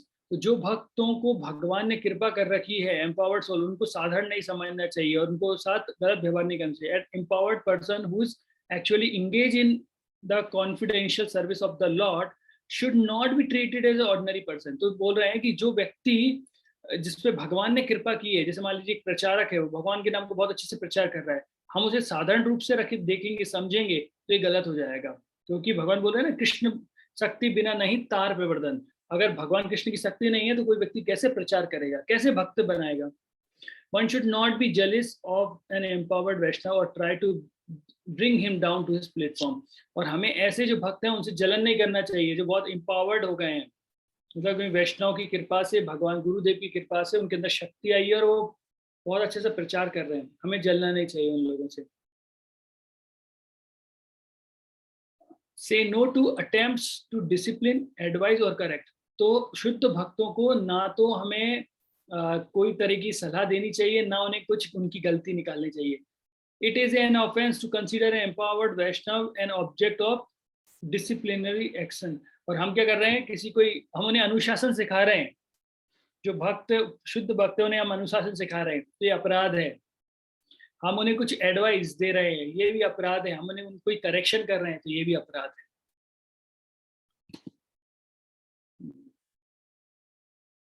यहाँ तक किसी का कोई प्रश्न है? प्रभु जी, कोई अपराध हो भी जाए तो उससे बचने का क्या उपाय है, कैसे बच सकते हैं, कैसे? हाँ, ये आएगा. हाँ, सारी चीजें हम लोग देख सकते हैं. अब देखते हैं, अब हमने देख लिए थे अभी तक 7 चीजें जो अगर उनके शरीर से कोई परेशानी है या फिर जन्म से है, या फिर हम भौतिक दृष्टि से उन्हें देख रहे हैं, या उनसे हम जलन कर रहे हैं, या फिर हम उन्हें डिसिप्लिन सिखाने की कोशिश कर रहे हैं, या उन्हें कोई एडवाइस दे रहे हैं, या फिर साथ में उन्हें करेक्शन करने की कोशिश कर रहे हैं. ऐसा नहीं करना चाहिए हमें, है ना, क्योंकि अगर बॉडीली डिफेक्ट है तो भगवान ने यहाँ पहले ही बोल दिया, एपिचेप्सा दुराचारी. अपिचेप्सा दुराचारी मतलब अगर कोई व्यक्ति दुराचारी है लेकिन मुझे अनन्य भाव से कर रहा है, तो उसे आप बॉडीली डिफेक्टेड है, आप उसे बोल नहीं सकते कुछ भी. बर्थ से वो गोस्वामी नहीं है, है ना. Who is Goswami? गोस्वामी का मतलब होता है गो अर्थात इंद्रियां, और स्वामी मतलब उसके कंट्रोल करने वाले, तो जिन्होंने अपनी इंद्रियों को जीत लिया है, या जिन्होंने अपनी इंद्रियों को जिन पर विजय प्राप्त कर ली, उसे बोलते हैं गोस्वामी. गोस्वामी कोई सरनेम नहीं है, है ना. लेकिन जो गोस्वामी हैं और जो गोस्वामी नहीं है, लेकिन अगर दोनों ने अगर जीत लिया है तो वो लोग भक्त बन सकते हैं. तो जरूरी नहीं है कि रूप गोस्वामी सनातन गोस्वामी के वंशज हो, नहीं है तो भी चलेगा, है ना. जैसे हमने यहाँ बोला गोस्वामी फैमिली है, मान लो कई बार बोलते हैं ये तो अमेरिकन वैष्णव है, अगर आप उसे अमेरिकन वैष्णव बोल रहे हैं, वेस्टर्नर सन्यासी बोल रहे हैं, तो ये अपराध हो जाएंगे कि भाई ये तो अमेरिकन सन्यासी हैं, ये थोड़ी जानते हैं भक्ति के बारे में, इनका कल्चर तो बेकार था, अभी वो सन्यासी बन चुके हैं, उत्तम अधिकारी हैं, अब ये अपराध हो जाएगा. और अपन, है ना, तो कभी भी अपने जन्म वाइज उन लोगों पर कोई भी आरोप प्रतिरोप नहीं करना चाहिए. मटेरियल पॉइंट ऑफ व्यू क्या होना चाहिए वो भी मैंने आपको बता दिया है कि भौतिक दृष्टि से उनको नहीं देखना चाहिए। हमें क्या देखना चाहिए, तो भौतिक दृष्टि से नहीं, हमें आध्यात्मिक दृष्टि देखना चाहिए, किस प्रकार से वो सेवा कर रहे हैं भगवान की। हाँ, अगर ये 7 चीजें जो मैंने पहले ऑलरेडी वहां पे समझा दी, अगर ये 7 चीजें हम करते हैं तो इनके इफेक्ट से क्या होगा, हमारी भक्ति में जो प्रगति है वो रुक जाएगी। अब देखिए, प्रभुपाद के जो गॉड ब्रदर थे, तो प्रभुपाद जी, कई बार प्रभुपाद जी के जो वो थे, वो गॉड ब्रदर उनको ये समझ लेते थे कि भाई वो तो प्रभुपाद जी कैसे साधारण व्यक्ति हैं, लेकिन वो तो प्रभुपाद जी कैसे थे, साधारण ह्यूमन व्यक्ति नहीं है, वो तो एम्पावर्ड पर्सन है। और वो कैसे एक एम्पावर्ड पर्सन है, मतलब शक्तिशाली व्यक्ति हैं, क्योंकि देखिए उन्होंने क्या किया, श्रील प्रभुपाद जी ने पूरे विश्व भर में कृष्ण भावनामृत का प्रचार कर दिया। तो अगर कृष्ण भक्त, अगर वो साधारण व्यक्ति होते तो वो साधारण व्यक्ति काम कर ही नहीं सकता। ये तो एक असाधारण प्रतिभा है जो कि कृष्ण की कृपा के बिना नहीं आता है। तो कृष्ण ने कृपा की है तभी तो ऐसा आ रहा है ना। जैसे यहाँ पे लिखा, कृष्ण शक्ति बिना नहीं तार प्रवर्तन, तो बिना कृष्ण की शक्ति के बिना कोई भी परिवर्तन नहीं आ सकता है। शुद्ध भक्ति, प्योर डिवोशनल सर्विस, ये हमने एक्सप्लेन कर दी।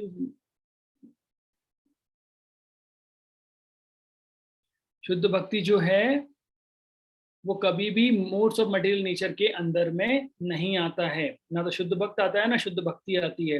अगर आपको कहीं भी ऐसा लगता है कि कोई शुद्ध भक्ति कर रहा है, और शुद्ध भक्ति जो कर रहा है वो 3 नियमों, मतलब ये 3 मोड्स मटेरियल नेचर के अंदर में आता है, तो नहीं आता है। वो तो वो कहाँ होते हैं, शुद्ध सत्व में होते हैं, मतलब सॉरी गुणातीत बोल सकते हैं उनको। हाँ, गुणातीत बोल सकते हैं, तीनों गुणों के ऊपर होते हैं जी।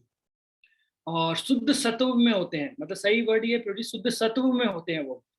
मतलब पहले सतोगुण, रजोगुण और तमोगुण। सतोगुण सबसे हाईएस्ट होता है। क्यों होता है? क्योंकि वहां से भक्ति करने का हम प्रारंभ कर सकते हैं। जैसे प्लेन चलने से पहले क्या करता है, रनवे पे दौड़ता है और फिर उड़ता है। तो शुद्ध भक्ति करने के लिए पहले हमें वो सतोगुण में आना पड़ेगा कम से कम, और फिर वहां से हम शुद्ध भक्ति कर सकते हैं। तो शुद्ध भक्ति जो होती है वो काय में होती है, शुद्ध सत्व गुण में होती है। यहाँ प्योर गुडनेस जिसको इंग्लिश में बोलते हैं। और अगर ऐसे भक्तों को आप उनके बाहरी आवरण को देखकर, केवल बाहरी आवरण को देखकर हम सोचते हैं, बातें करते हैं, तो ये एक प्रकार का अपराध होता है। What should be taken into account is the spiritual master's main business, which is devotion service, pure service to the supreme. तो हमें क्या देखना चाहिए उनको? हमको देखना चाहिए कि जो हमारे स्पिरिचुअल मास्टर, आध्यात्मिक गुरु हैं, उनका मेन बिजनेस क्या है? उनका मेन बिजनेस है भगवान की शुद्ध भक्ति करना। और जिस प्रकार से वो शुद्ध भक्ति करते हैं, केवल उसी चीज को देखना चाहिए। हमको कोई भी भौतिक चीज नहीं देखना चाहिए। कई बार बार बार हम लोग क्या करते हैं, हम ये चीजों को जो भौतिक दृष्टि है उसे बार बार हमारी भक्ति में लेके आते हैं। जैसे कई बार हम बोलते हैं, हम भक्तों को बोलते हैं ये लाल कपड़े वाले हैं, ये सफेद कपड़े वाले हैं, नीले कपड़े वाले हैं, ये पीले कपड़े वाले हैं। तो हम भक्तों को कपड़ों से जज करने लगते हैं, जबकि यहाँ पे बताया गया है कि भाई कपड़ों से जज होगा ही नहीं। भगवत गीता में हम पहले देख चुके हैं कि हम ये शरीर नहीं, हम आत्मा हैं। तो फिर आत्मा की, जब हम ये देख नहीं रहे कि आत्मा के ऊपर शरीर कौन सा है, तो हम शरीर के ऊपर कपड़ा कौन सा है उससे क्यों जज कर रहे हैं? तो क्या हमारा भौतिक दृष्टिकोण नहीं हुआ है? और फिर हम शुद्ध भक्त को देख रहे हैं। तो शुद्ध भक्ति जो है वो इन तीनों, इन सभी आश्रमों से, वर्ण आश्रमों से सबसे ऊपर होती है। तो हमको हमारी ये जो दृष्टि है इसको बदलना पड़ेगा। हमको उस व्यक्ति के देखना पड़ेगा डिग्री ऑफ कृष्णा कॉन्शियसनेस कैसी है, वो व्यक्ति भगवान के प्रति कितना समर्पित है, वो हमारी जो उसके गुरु हैं उनके प्रति कितना शरणागत है, हरि नाम के प्रति उसका कितनी रुचि है, भगवान के प्रचार के प्रति उसकी कितनी रुचि है, वैष्णव के साथ कैसा व्यवहार करता है। ये होते हैं एक वैष्णव को देखने के तरीके। ना कि हम देखें वो प्रभु जी कितने अमीर हैं, या फिर वो प्रभु जी कितने क्वालिफाइड हैं, उन्होंने इंजीनियरिंग किया है, डॉक्टरी किया है, सीए किया है, मैनेजमेंट किया है, कुछ भी किया है, ये सारी चीजें एक्सटर्नल होती हैं और ये क्या होंगी, मटेरियलिस्टिक पॉइंट ऑफ व्यू होंगी। वो एक डिवोटी है। इसके अलावा हमें भौतिक दृष्टि नहीं देखनी चाहिए। कई बार हम क्या करते हैं, बस ये भौतिक दृष्टि देखने लगते हैं। अरे प्रभु जी तो भक्ति में बहुत उन्नत है, क्योंकि प्रभु जी मंदिर के अध्यक्ष हैं, है ना, टेम्पल प्रेसिडेंट है, इसलिए बहुत, टेम्पल प्रेसिडेंट बनने से वो अपनी मैनेजरियल पोजीशन पे ऊपर गए हैं। लेकिन हो सकता है उसी मंदिर में बहुत सारे ऐसे भक्त हों जो डिग्री ऑफ कृष्ण कॉन्शियसनेस में बहुत उच्च लेवल पे हों। आपको समझ में आ रहा है मैं क्या बोल रहा हूँ? पोजीशन पर आने से कोई व्यक्ति शुद्ध भक्त नहीं बनता है, उसे सेवा मिल गई है, नो डाउट। और ऐसा नहीं कि भाई पोजीशन पे आ गया, बोला प्रभु जी और भी भक्त है लेकिन ये शुद्ध भक्त नहीं है, पोजीशन से क्या हुआ? फिर पोजीशन आना भी एक प्रकार की श्रेष्ठता होती है, क्योंकि हमारी जो अथॉरिटी है उन्होंने विश्वास के साथ उन्हें वो पद दिया है भक्तों की सेवा करने का। लेकिन जरूरी नहीं है कि पद मिलने से वो व्यक्ति शुद्ध भक्त बन जाए, है ना। शायद उसको प्यूरिफिकेशन जरूर होता है, उससे शुद्धिकरण जरूर होता है। आप जितनी बड़ी पोजीशन पे जाएंगे उतना बड़ा शुद्धिकरण आपका होता है ना। इसलिए 12 बोलते हैं राधे राधे कहो और छोटे बन के रहो। जितने छोटे बन के रहेंगे उतने आसानी से चीजें हो जाती हैं।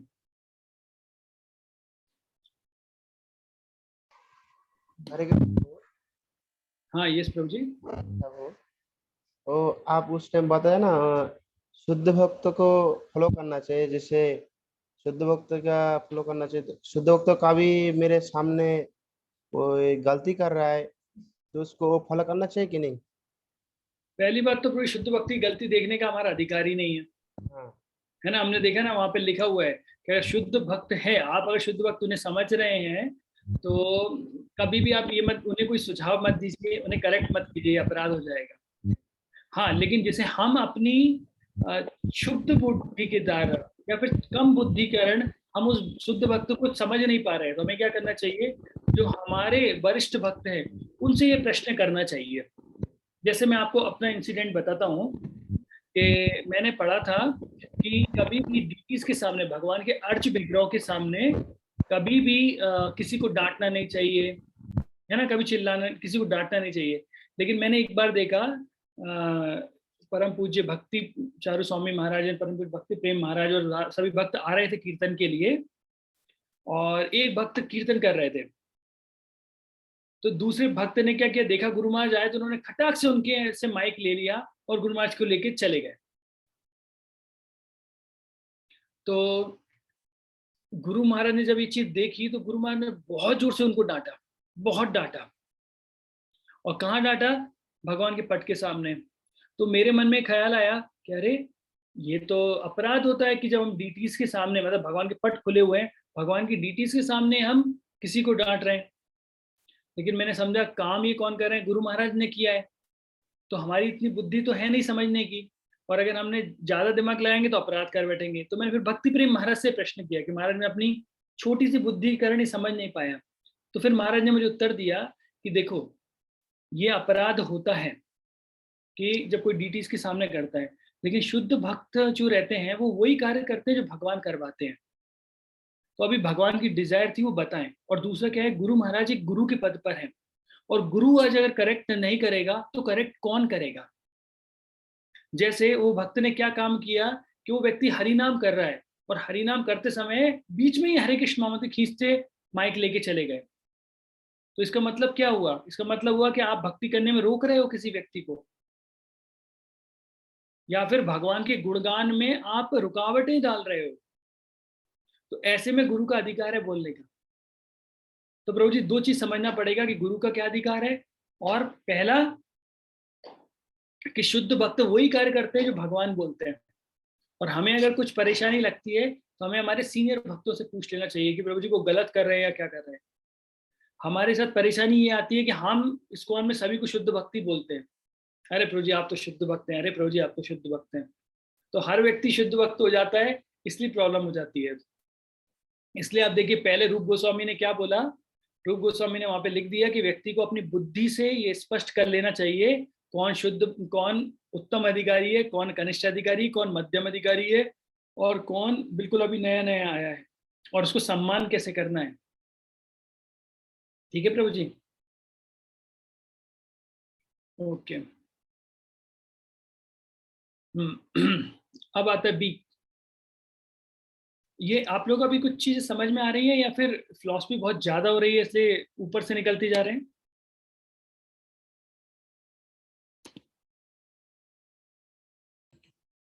आ रही प्रभु जी। आ रहे समझ में? मैं जानता हूँ फिलॉसफी हैवी है, लेकिन क्या करें, ये चीजें तो अभी तो डिस्कस करना ही पड़ेगा। ये नहीं कोर्स प्रभु जी, डीप में समझा रहे हैं आप, अच्छा आ रहा है समझ। तो कनिष्ठ अधिकारी, being only concerned with the worship the deity in the temple is unable to appreciate the devotee। तो कनिष्ठ अधिकारी अगर जो पहले भी हमने पढ़ा था, यहाँ पर भी आए, कनिष्ठ अधिकारी जो होते हैं वो केवल भगवान की सेवा करने में रुचि दिखाते हैं। देखिए यहाँ पे कनिष्ठ अधिकारी उनको बोला जा रहा है जो भगवान की सेवा में तो रुचि दिखा रहे हैं लेकिन भक्तों की सेवा में रुचि नहीं दिखा रहे, इसलिए उन्हें कनिष्ठ अधिकारी बोल दिया है। और वही कनिष्ठ अधिकारी जब भक्तों की सेवा में रुचि दिखाने लगते हैं तो मध्यम अधिकारी के लेवल तक आने लगते हैं।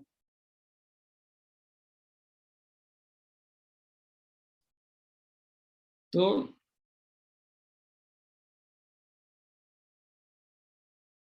और ऐसे जो कनिष्ठ अधिकारी होते हैं वो लोग ये समझ ही नहीं पाते हैं कि शुद्ध भक्त होता कौन है। देखिए ये कनिष्ठ अधिकारी है जो केवल भगवान की सेवा में ही उसको आनंद आ रहा है, भक्तों के प्रति कैसा व्यवहार होना चाहिए, कौन क्या भक्त होता है उसको जानते नहीं है। इसलिए उसका जो दृष्टिकोण होता है भक्ति को देखने का या भक्तों को देखने का या भगवान को देखने का, इवन वो भी कैसा हो जाता है, वो भौतिक दृष्टि हो जाती है। तो भौतिक दृष्टि से बचना चाहिए।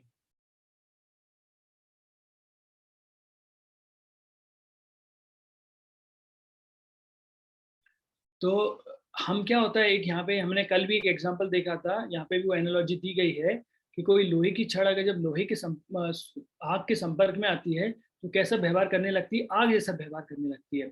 हमें ये चीज समझना पड़ेगा, ये हमारा जो शरीर है एक्चुअली ये भौतिक शरीर है, चाहे हमारा सूक्ष्म शरीर हो या फिर हमारा स्थूल शरीर हो, दोनों ही भौतिक हैं।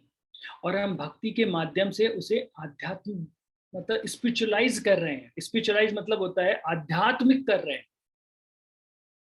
लेकिन वो है भौतिक ही। आपको समझिएगा कि आयरन रॉड जो है मतलब लोहे की जो छड़ है वो आग के संपर्क में आने से आग के जैसा व्यवहार करने लगती है।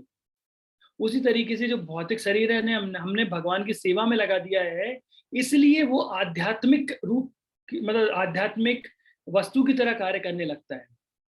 लेकिन जैसे ही उस रॉड को अर्थात उस लोहे की छड़ को अग्नि से आप दूर करेंगे तो धीरे धीरे धीरे करके वो वापस लोहे की छड़ बन जाएगी। तो वैसे ही जैसे हम अपनी भक्ति जो हम कर रहे हैं भक्तों के संपर्क में, लेकिन जैसे ही हम दूर हो जाएंगे भक्तों से, धीरे धीरे धीरे करके क्या होगा, भक्ति छूट गई, भक्तों का संग छूट गया, हम भी वापस भौतिक क्रियाकलाप करने लगते हैं। इसलिए जो हमारा मन भी है, अहंकार भी है, उसे हम क्या करते हैं, स्पिरिचुअलाइज तो कर देते हैं, लेकिन जब तक आपको आध्यात्मिक देह नहीं प्राप्त होगा तब तक क्या होगा, आप ये भौतिक देह को केवल आध्यात्मिक करने की प्रयास कर रहे हैं। केवल जब भगवान की सेवा में उसे लगाते हैं तो आध्यात्मिक हो जाता है, लेकिन वो रहता भौतिक शरीर ही है हमारा। आई थिंक आपको ये लोहे की छड़ और उसके एग्जाम्पल से समझ में आ गए। Sorry. Although the pure devotee does not take offense, Krishna will। लेकिन जो शुद्ध, आपने इतने सारे अपराध किए शुद्ध भक्त के चरणों में, लेकिन शुद्ध भक्त ये अपराध नहीं लेते, वो देखते हैं अरे कोई बात नहीं, लेकिन भगवान कृष्ण ले लेते हैं अपराध। कृष्णा विल, भगवान ले लेंगे अपराध अगर आपने शुद्ध भक्तों के चरणों में अपराध किया। An offence at the lotus feet of Vaishnava is very serious. किसी वैष्णव के चरणों में कोई अपराध करना बहुत ही खतरनाक होता है। Indeed, Shri Chaitanya Mahaprabhu had described these offenses हाथी माता। तो चेतन महाप्रभु ने इन अपराधों को क्या बोला है, हाथी माता बोला है। हाथी माता मतलब क्या, कि जो हाथी पागल हो गया है। मान लीजिए बहुत अच्छा गार्डन बना हुआ है, बहुत अच्छा उद्यान बना हुआ है, सुंदर सुंदर वृक्ष लगे हुए हैं, सुंदर सुंदर फल हैं, फूल है, बहुत अच्छे तरीके से है, और उसमें कोई पागल हाथी घुस जाए उस उद्यान में, क्या होगा, पूरे उद्यान को उजाड़ देगा। उसी तरीके से ये जो पागल हाथी रूपी वैष्णव अपराध है, और जिस लेवल के व्यक्ति के चरणों में आप करेंगे उस लेवल का वो पागलपन होगा वो हाथी के अंदर, और उस लेवल पे जाके क्या होगा, वो आपके इस बने बनाए उद्यान को नष्ट कर देगा। तो आपने इतने टाइम से भक्ति की है, बहुत ही प्रेम से भगवान की सेवा आप लोग कर रहे हैं, लेकिन आपने अगर जैसे ही वैष्णव अपराध को एंटर किया तो सब कुछ नष्ट विष्ट कर देता है वो।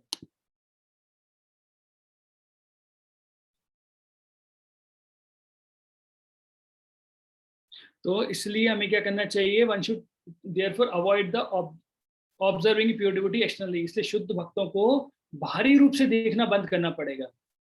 जब और क्या चालू करना पड़ेगा, आंतरिक उनके जो फीचर हैं, आंतरिक फीचर मतलब क्या, वो कैसे भगवान की सेवा कर रहे हैं, कैसे भगवान का नाम ले रहे हैं, कितने अन्य भाव से भगवान की सेवा कर रहे हैं, ये हमको रखना पड़ेगा। और हमको ये भौतिक दृष्टि है, देखिए बार बार ये भौतिक दृष्टि के बारे में हमको छोड़ना पड़ेगा। ये भौतिक दृष्टि बहुत गलत होता है। हम बार बार ये देखिए, बार बार ये पॉइंट आ रहा है कि जो भौतिक दृष्टि होती है, हम भौतिक दृष्टि से भक्तों को देखते हैं, तो ये क्या होता है, ये अपराध हो जाते हैं। मुझे तो वो प्रभु जी बहुत अच्छे लगते हैं, क्योंकि वो प्रभु जी जो है ना, इतने सुंदर दिखते हैं, जो बात करते हैं तो इतना अच्छा लगते करते हैं, इतने हाईली क्वालिफाइड हैं। एक्चुअली या देखो वो कितने अमीर भी हैं। ये सारे एक्सटर्नल चीजें हैं कि वो अमीर हैं, वो कितने क्वालिफाइड हैं, ये सारी चीजें एक्सटर्नल हैं। आप ये बोलिए वो भक्त कितने सुंदर तरीके से जप करते हैं, वो हरि कथा कितनी सुंदर बताते हैं, या उनके व्यवहार में देखो भगवान की सेवा में कितने लगे हुए हैं, कितने वो गुरु के प्रति समर्पित हैं। तो ये सारी चीजें उसकी आध्यात्मिक होंगी, तो भौतिक दृष्टि से नहीं जाना चाहिए। कई बार हमको लगता है कि कोई ब्रह्मचारी है तो वो ही भक्ति में उन्नत होंगे, कोई गृहस्थ भक्त है हम उसको ध्यान नहीं देते हैं। तो ऐसा नहीं होता है कि केवल ब्रह्मचारी आने से, देखिए ब्रह्मचार्य के दम पर क्या कोई भगवान को प्राप्त कर सकता है? नहीं। इसलिए शील प्रभुपाद जी ने बोला इस्कॉन में कई प्रकार के ब्रह्मचारी होते हैं, जैसे ब्रह्मचारी, गृहस्थ ब्रह्मचारी, वानप्रस्थ ब्रह्मचारी, सन्यासी ब्रह्मचारी और माताजी ब्रह्मचारी, क्योंकि इस्कॉन में सारे ब्रह्मचारी हैं, यह शील प्रभुपाद जी ने बोला है। और ब्रह्मचारी का मतलब ब्रह्म आचरिति, जो ब्रह्म में आचरण करता है उसे ब्रह्मचारी बोलते हैं। केवल सिंपल सेलिब्रेसी रखने से नहीं होगा। तो अगर कोई व्यक्ति गृहस्थ आश्रम में है लेकिन भगवान की बहुत अच्छे से सेवा कर रहा है, बहुत अच्छे तरीके से गुरु के प्रति शरणागत है और अपने अच्छे तरीके से भक्ति कर रहा है, जैसे शील प्रभुपाद जी बोलते हैं, child worshipping is most important, child worshipping is most important than deity worshipping. अर्थात जो बच्चे की सेवा करना भगवान की सेवा करने से भी बड़ी है, क्योंकि ये लोग फ्यूचर में जाकर बहुत अच्छे भक्त बनेंगे। दूसरी बात, मतलब बोला कि अगर आपका बच्चा कृष्ण भक्ति में लगा हुआ है और आपने अच्छे से उसे ट्रेंड किया है कृष्ण भक्ति के लिए, तो ऐसे गृहस्थ व्यक्ति को संन्यास लेने की आवश्यकता नहीं है, वो ऑलरेडी सन्यासी हैं। ये मैं नहीं बोल रहा हूँ, ये शील प्रभुपाद जी का कोटेशन है। तो व्यक्ति को केवल अपनी प्रायोरिटी समझनी पड़ेगी कि गृहस्थ आश्रम में व्यक्ति है तो उसकी अपनी प्रायोरिटी है, लेकिन भक्ति से कहीं पर भी किसी का लेन देन नहीं है कि ये ब्रह्मचारी है तो इसे 4 नियम और 16 माला करना है, गृहस्थ को नहीं करना। नहीं, गृहस्थ को भी 4 नियम और 16 माला का जप करना है। इन्हें अपनी सेवा करनी है, इन्हें अपनी सेवा करनी है। तो ये भौतिक दृष्टि नहीं रखना चाहिए कि गृहस्थ में क्या है, ब्रह्मचारी में क्या है। उसी तरीके से वानप्रस्थ हो या सन्यास हो, इसके अंदर भी हमारे अंदर भौतिक दृष्टि नहीं होनी चाहिए। सन्यासी इसको केवल ये नहीं सोचना चाहिए अरे सन्यासी हैं, हो सकता है कोई ब्रह्मचारी डिग्री ऑफ कृष्णा कॉन्शियसनेस में और बहुत बड़ा चढ़ा हो, लेकिन हम देख ही नहीं पा रहे, क्योंकि हम कई बार भक्तों की स्किल्स पे ध्यान देते हैं, ना कि क्वालिटी पे। तो यहाँ पे हमको वो भौतिक दृष्टि को हटाना है। The word Goswami refer to one who can not control his senses, sorry, who can control the senses. तो यहाँ बोल रहे हैं प्रभुपाद जी कि गोस्वामी जो है, जो शब्द किसके लिए है, जो अपनी इंद्रियों को नियंत्रित करता है। ये गोस्वामी किसी के सरनेम से नहीं आ रहा है कि ये ब्राह्मण परिवार में इसमें है, शुद्ध भक्तों को उससे भी नहीं देखना चाहिए। मैंने ऑलरेडी ये सारे पॉइंट पढ़ लिए हैं।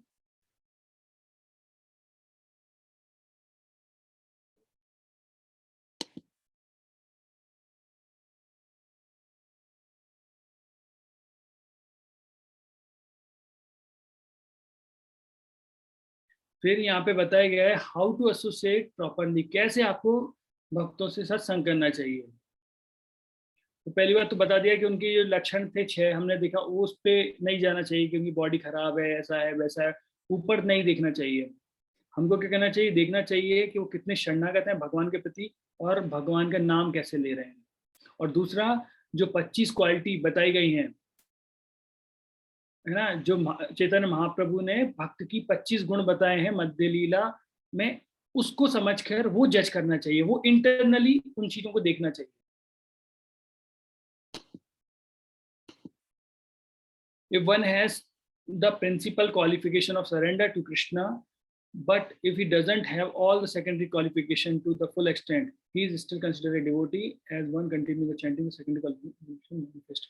तो यहाँ पे बोल रहे हैं कि अगर कोई व्यक्ति भगवान कृष्ण के पहले हमने बताया कि उसमें क्या क्या होना चाहिए, कि भगवान की शरणागत होगा और 25 क्वालिटी उसके अंदर होनी चाहिए सेकेंडरी। फिर यहाँ पर बताया गया है कि अगर वो भगवान के प्रति समर्पित है, भगवान मतलब भगवान कृष्ण के प्रति समर्पित है, और उसके अंदर वो 25 क्वालिटियां जो हमने बताई हैं वो नहीं है, तो भी कोई बात नहीं। अगर वो बहुत अच्छे तरीके से भगवान के नाम का जप कर रहा है तो धीरे धीरे करके बाकी क्वालिटी भी आने लगती हैं। ये श्लोक है ना, कल ही हम डिस्कस कर रहे थे, यशस्ति भक्ति भगवती अकिंचना सर्वे गुण समासते सुरा हर हर भक्तो कुतुम है। मतलब यहाँ पे सुरा अर्थात देवताओं की क्वालिटी उसके अंदर आ जाती है।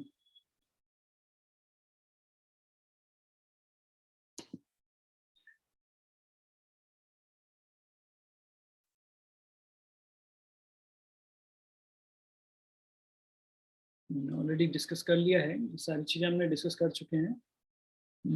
ये क्या,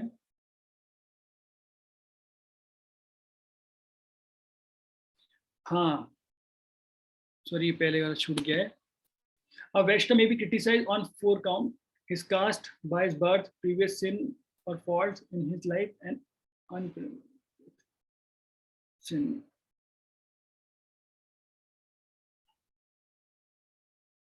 हाँ, अब बताया कि अगर किसी वैष्णव को हम लोग किस पे, उनके कास्ट पे, उसकी जाति के लिए हम उसे कास्ट बाय बर्थ, वो अपने जन्म से किसी मान लो शूद्र हो सकता है, वो वैश्य हो सकता है, उसको लेके अगर हम उसकी निंदा करते हैं।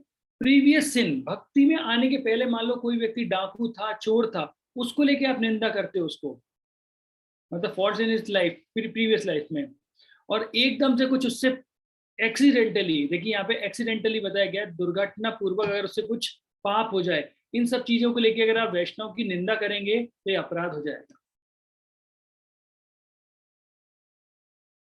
ये चीज पाप हो जाएगी। और अगर आप उसके प्रति गलत भावना रखते हैं, ऐसे वैष्णव जो शुद्ध भक्त हैं, और आप उनकी निंदा करते हैं, तो ये साधु निंदा में आता है। और ऐसा कोई व्यक्ति, हरिनाम चिंतामणि में बताया गया है, हरिनाम चिंतामणि में, कि जो कोई व्यक्ति साधु की निंदा करता है वो भगवान उस पर क्रोध करते हैं, वो भगवान की क्रोध का शिकार होगा।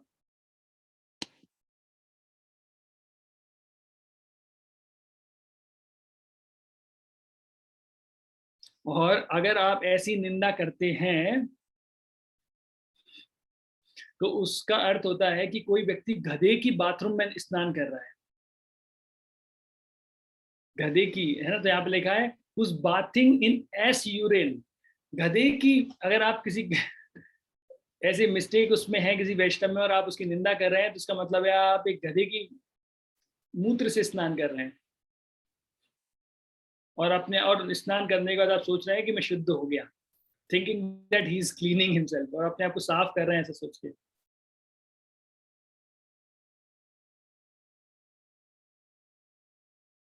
और कई बार हमको ऐसा लगता है, इसमें लिखा हुआ है कि हम उनकी निंदा करेंगे और सोचेंगे कि हम निंदा करके बहुत अच्छा निष्कर्ष निकाल रहे हैं, तो ये बोला ये आप अपराधी कर रहे हैं, कोई निष्कर्ष नहीं निकल रहे हैं।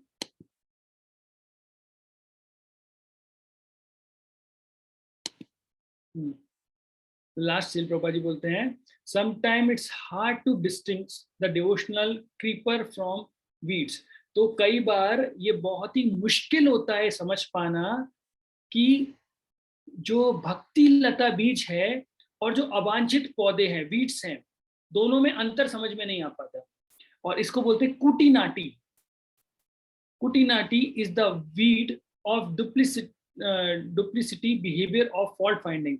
और मतलब कुटिनाटी का मतलब क्या हो गया? कुटिनाटी एक प्रकार का अवांछित पौधा है, या डुप्लिसिटी बोलते हैं, मतलब द्वित प्रकार का व्यवहार करना या भक्तों में दोष ढूंढना, इसे कुटिनाटी बोलते हैं। Raghunath Das Goswami compare its to bathing in as urine. और रघुनाथ दास गोस्वामी ने इसको किस चीज से तुलना दी है? गधे की पेशाब से नहाने की। और बोल रहे हैं कि ऐसा द्वित भाव रखना का अर्थ होता है कि हम क्या कर रहे हैं? हम भक्ति करने का दिखावा कर रहे हैं केवल, और ये चीज भगवान कृष्ण को कभी प्रसन्न नहीं करती।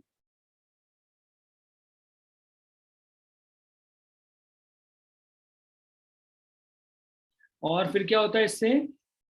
But to get some honour और praise so people will respect us और थिंक वी आर प्योर। और क्या होता है, कई बार लोग हमें थोड़ा सा बहुत हमें प्रशंसा करेंगे, हमें सम्मान देंगे और सोचेंगे हम बहुत प्योर हो गए। We find fault with others to make our position more by making others position less। और हम क्या कर रहे हैं? उनकी निंदा करके ये बताना चाहते हैं कि हम बहुत उच्च हो गए हैं और वो बहुत नीचे हो गए हैं। तो ये बहुत बड़े अपराध हैं। ये चीज हमको समझना पड़ेगा कि साधु की अगर हम निंदा कर रहे हैं, जैसे अभी हमने बोला कि कई बार क्या होता है, मैंने फील किया, जब आप ब्रह्मचारी होते हैं तो हम दूसरे पार्टी की निंदा करने लगते हैं, गृहस्थों की। कई बार हम गृहस्थ होते हैं तो हम ब्रह्मचारी की निंदा करने लगते हैं, जबकि हमें मिलकर काम करना होता है ना? क्योंकि सबसे मेन होता है डिग्री ऑफ कृष्णा कॉन्शियसनेस। आश्रम से कुछ नहीं होता है, शुद्ध भक्ति जो होती है दोनों के ऊपर ही होती है। तो किसी भी चीज को लेकर हमें अननेसेसरी फाइट नहीं करना है। हम अगर ये फाइट करके बताएं, अरे देखो लोग मुझे सम्मान नहीं करते, गृहस्थाओं के लिए ब्रह्मचारी तो बच्चे की तरह होते हैं क्योंकि वो आश्रम में उच्च हो गए हैं। लेकिन हमें देखना पड़ेगा कितने गृहस्था लोग ब्रह्मचारी को अपने बच्चे की तरह रखते हैं। क्या जितना प्रेम आप अपने बच्चे से करते हो उतना प्रेम आप ब्रह्मचारी से करते हैं? जो केयर आप अपने बच्चे को देते हो, क्या वो केयर आप ब्रह्मचारी को देते हो क्या? तो फिर केवल एक चीप सम्मान पाने के लिए अपने आप को पिता क्यों बताते हैं? और इसी के अपोजिट कई बार ब्रह्मचारी लोग बोलने लगते हैं कि अरे भाई हम नीचे हैं ब्रह्मचारी, वो ऊपर आ गए गृहस्थ व्यक्ति, तो उनको हमको अपने पुत्र की तरह देखना चाहिए। लेकिन हमें इतना समझना चाहिए, अगर जो केवल हमको ऐसा बता दिया कि भाई गृहस्थ पिता की तरह है, तो क्या एक ब्रह्मचारी गृहस्थ को पिता की तरह सम्मान दे रहा है क्या? क्या वो समझ पा रहे हैं कि पिता का सम्मान क्या होता है पुत्र के लिए? तो केवल हम फिलॉसफी के साथ खेलते हैं और अपने आप को ऊपर नीचे बताते रहते हैं, है ना? लेकिन हम देखते हैं वो मेन सब्सटेंस हम खो देते हैं। ना तो गृहस्थ व्यक्ति पुत्र की तरह उनको प्रेम करते हैं, ना ये पुत्र पिता की तरह सम्मान उनको देते हैं। दोनों देना पड़ेगा। अगर उस तरीके का व्यवहार है तो बहुत अच्छी बात है।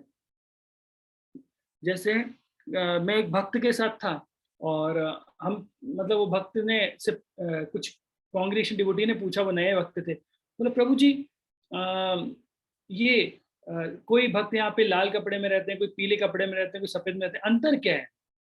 मतलब ये लाल कपड़े और सफेद कपड़े में अंतर क्या है? वो नए नए आए थे। तो डिवोटी आंसर देते हैं, अंतर 2 रुपए का अंतर है प्रभु।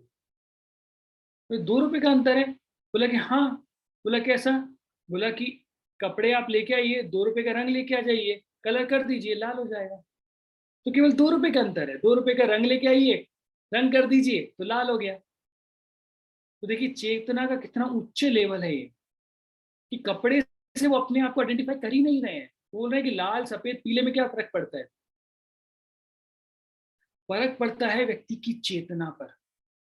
आप चेतना से जितने ऊपर रहेंगे उतना एक्चुअली आप आगे बढ़ पाएंगे। और दूसरा ये जो संसार होता है वो एक प्रिंसिपल पे चलता है जिसे बोलते हैं फले न परिचायते। फल से पेड़ की पहचान होती है। जैसे हम आम के पेड़ को देख के बोलते हैं ये आम का पेड़ है, तो आम एक फल है और उससे उसके पेड़ की पहचान हो रही है। तो फले न परिचायते से होती है। तो कई बार हम व्यक्ति को नीचे ऊपर या कुछ भी समझते हैं, लेकिन क्या होता है भगवान उनकी पहचान करके बता ही देते हैं। जैसे किसी ब्रह्मचारी ने आश्रम बदला, है ना, वो गृहस्थ में कन्वर्ट हुआ। अगर वो व्यक्ति बहुत ही फेमस हो गया और सक्सेसफुल हो गया मटेरियल वर्ल्ड में, तो हम क्या बोलेंगे? भगवान की कृपा है उस पर, भगवान का प्लान था उसके लिए। और अगर वो सक्सेसफुल नहीं हो पाया पतन है वो तो, है ना, पतन हो गया उस व्यक्ति का। तो ये क्या होता है? Conditioning leadership. कंडीशनल लीडरशिप मतलब क्या होता है? हम केवल कंडीशन को देखकर अपनी राय बदल देते हैं। अगर व्यक्ति फेमस, मतलब फलेना परिचय थे, फेमस, तो भगवान का प्लान, और अगर वो व्यक्ति का, और अगर नहीं हुआ तो पतन है ही। तो बस हमारे ऊपर डिपेंड क्या करेगा कि वो व्यक्ति सफल हो रहा है, विफल हो रहा है, उसके अकॉर्डिंग हम अपनी चीजें बदल लेते हैं। जबकि हमको क्या करना चाहिए? हर चीज को भगवान का प्लान देखकर चलना चाहिए। भगवान ने हर भक्त के लिए एक प्लान बना के रखा हुआ है, चाहे वो गृहस्थ हो, ब्रह्मचारी हो, वानप्रस्थ हो, सन्यासी, कोई भी हो। अगर आप भगवान के प्रति पूर्ण रूप से शरणागत हैं तो भगवान ने आपके जीवन की जिम्मेदारी ले रखी है, और वो आपके जरिए काम करवाना चाहते हैं। जैसे हिज होलीनेस भक्ति चारू स्वामी गुरु महाराज से मायापुर में एक भक्त ने क्वेश्चन किया कि गुरु महाराज, शिल प्रभुपाद, सॉरी, भक्ति सिद्धांत महाराज तो निष्ठिक ब्रह्मचारी थे, लेकिन भक्ति विनोद ठाकुर महाराज गृहस्थ थे। देखिए, दोनों ही नित्य सिद्ध हैं, नित्य सिद्ध है, दोनों मंजिरी हैं, छोटे स्तर की बात नहीं हो रही है। तो एक ब्रह्मचारी, नैष्ठिक ब्रह्मचारी थे, दूसरे गृहस्थ थे। तो भक्ति विनोद ठाकुर महाराज क्यों नहीं नैष्ठिक ब्रह्मचारी थे? तो गुरु महाराज ने कहा क्योंकि भक्ति सिद्धांत महाराज को आना था धरातल पे। अगर भक्ति विनोद ठाकुर महाराज ग्रस्त नहीं होते तो फिर भक्ति सिद्धांत महाराज कैसे इस धरातल पर आते, है ना? तो ये चीज तो गुरु महाराज ने कितनी बड़ी बात बोली है। तो भगवान की प्लानिंग होती है कि किस जगह के व्यक्ति को बताना है। तो भक्ति सिद्धांत महाराज ने बताया कि भाई नैष्ठिक ब्रह्मचारी और सन्यासियों की कैसे प्रचार किया जा सकता है। वहीं पर प्रभुपाद जी, भक्ति विनोद ठाकुर महाराज ने बताया कि कैसे गृहस्थ रह के व्यक्ति उच्च कोटि की भक्ति, उत्तम कोटि की भक्ति कर सकता है। तो हर जगह एग्जाम्पल है। हमारे सामने सुखदेव गोस्वामी का एग्जाम्पल भी आता है और हमारे सामने अर्जुन का एग्जाम्पल भी आता है। दोनों ही भगवान की शुद्ध भक्त हैं। अर्जुन एक गृहस्थ होकर भगवान की शुद्ध भक्ति कर रहे हैं, और सुखदेव गोस्वामी एक ब्रह्मचारी होकर या बिल्कुल बैरागी की भावना के साथ कर रहे हैं। हमको बस ये देखना पड़ेगा हम किस आश्रम में हैं, हमारी प्रायोरिटी क्या है, और उस आश्रम के लेकर हमारे लिए उदाहरण बेस्ट क्या है। जैसे एक गृहस्थ व्यक्ति के लिए अर्जुन एक बेस्ट एग्जाम्पल हो सकते हैं कि भाई वो भगवान की शुद्ध भक्ति भी कर रहे हैं, साथ में अपने कर्मों का भी पालन कर रहे हैं। लेकिन अगर किसी ने एक वैराग्य का जीवन धारण किया है तो उसके लिए सुखदेव गोस्वामी बहुत अच्छा एग्जाम्पल है कि कैसे सभी चीजों से मुक्त हटके, मटेरियल चीजों को दूर हटा के और बिल्कुल आत्म साक्षात्कार के पद पर आगे बढ़ना चाहिए व्यक्ति को। तो बस हमें क्या करना पड़ेगा? शुद्ध भक्त आपको बहुत सारे मिलेंगे, बस आप देखिए कि आपके आश्रम के अनुसार और आपके साइकोफिजिकल नेचर, हमने देखा था साइकोफिजिकल की क्लास में देखा था कि सेवा साइकोफिजिकल नेचर के अनुसार करना चाहिए, उसके अनुसार कौन सी चीज बेस्ट होती है। तो बहुत बहुत धन्यवाद। यहाँ पे हमने श्लोक नंबर 5 और 6 कवर कर लिए है, पूरे दोनों कंप्लीट हो गए हैं। और ये बहुत हैवी फिलॉसफी थी, मैं जानता हूँ, हो सकता है बहुत सारे भक्तों को नींद भी आ गई हो उसके अंदर। और जब मैं डिस्कस कर रहा था तो मैं इस कोऑर्डिनेटर से भी डिस्कस कर रहा था, क्योंकि हम जब हमारी क्लास होती थी तो 3 घंटे कंटिन्यूस क्लास होती थी मायापुर में। मैंने 3 महीने तक क्लास की थी, और 3 आवर्स कंटिन्यूस क्लास होती थी, और एवरी डे। इवन आश्रम में भी 5-5 घंटे क्लास होती है। यहाँ भक्ति शास्त्री कोर्स में केवल सुपरफिशियल चीजें नहीं बताई जा सकती, यहाँ पे आपको डीप में ही जाके बताना पड़ेगा, क्योंकि आप एक बहुत अच्छे टाइटल लेके जाएंगे। तो अभी श्लोक नंबर 5 और 6 से किसी का कोई प्रश्न है? हरे कृष्ण प्रभु। यस प्रभु जी, हरे कृष्ण। प्रभु जी, कनिष्ठ भक्त होता है वो दीक्षित नहीं होता है? प्रभु जी, दीक्षा उसकी अभी अभी हुई होती है। ऐसा होता है कि नया भक्त है, अभी अभी जप करना प्रारंभ कर रहा है, मतलब आध्यात्मिक दीक्षा नहीं होती। देखिए क्या होता है, हमारे इस्कॉन में भी सिस्टम है कि दीक्षा के पहले ही लोगों को 16 माला करनी पड़ती है, और कई साल पहले से करनी होती है ना। लेकिन ये जैसा बताया गया है कि दीक्षा के बाद तो कम से कम 16 माला करना चाहिए व्यक्ति को। तो दीक्षित भक्त मतलब होता है प्रभु जी, उसकी दीक्षा हो भी सकती है कनिष्ठ भक्त की, और नहीं भी हुई होती है।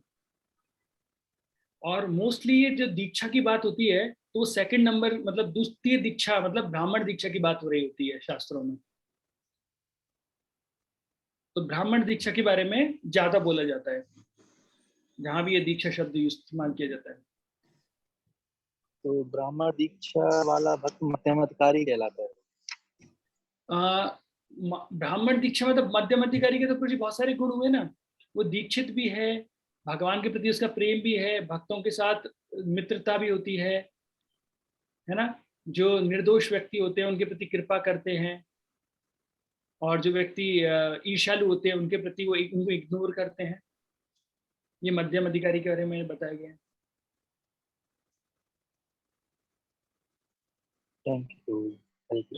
हरे कृष्णा। हरे कृष्णा। किसी और का कोई प्रश्न?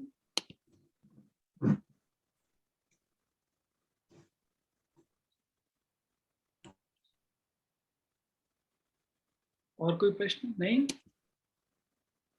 तो किसी कोई प्रश्न नहीं है तो इतना जरूर बोलूंगा आपसे कि अब ऐसा लिस्ट मत बनाइए कि अपने घर जाके कि अभी मैं चेक करता हूँ अपने ऑब्जर्वेशन से कौन कौन कनिष्ठ अधिकारी, कौन कौन मध्यम अधिकारी है, कौन कौन उत्तम अधिकारी है, और अब मैं केवल ये मध्यम अधिकारी को ही प्रणाम करूंगा, है ना, उत्तम अधिकारी सेवा करूंगा। और कोई भक्त मिला दंडवत किया, नहीं नहीं नहीं, ये तो कनिष्ठ अधिकारी है, अभी दीक्षा ही नहीं हुई इनकी, दंडवत क्यों कर।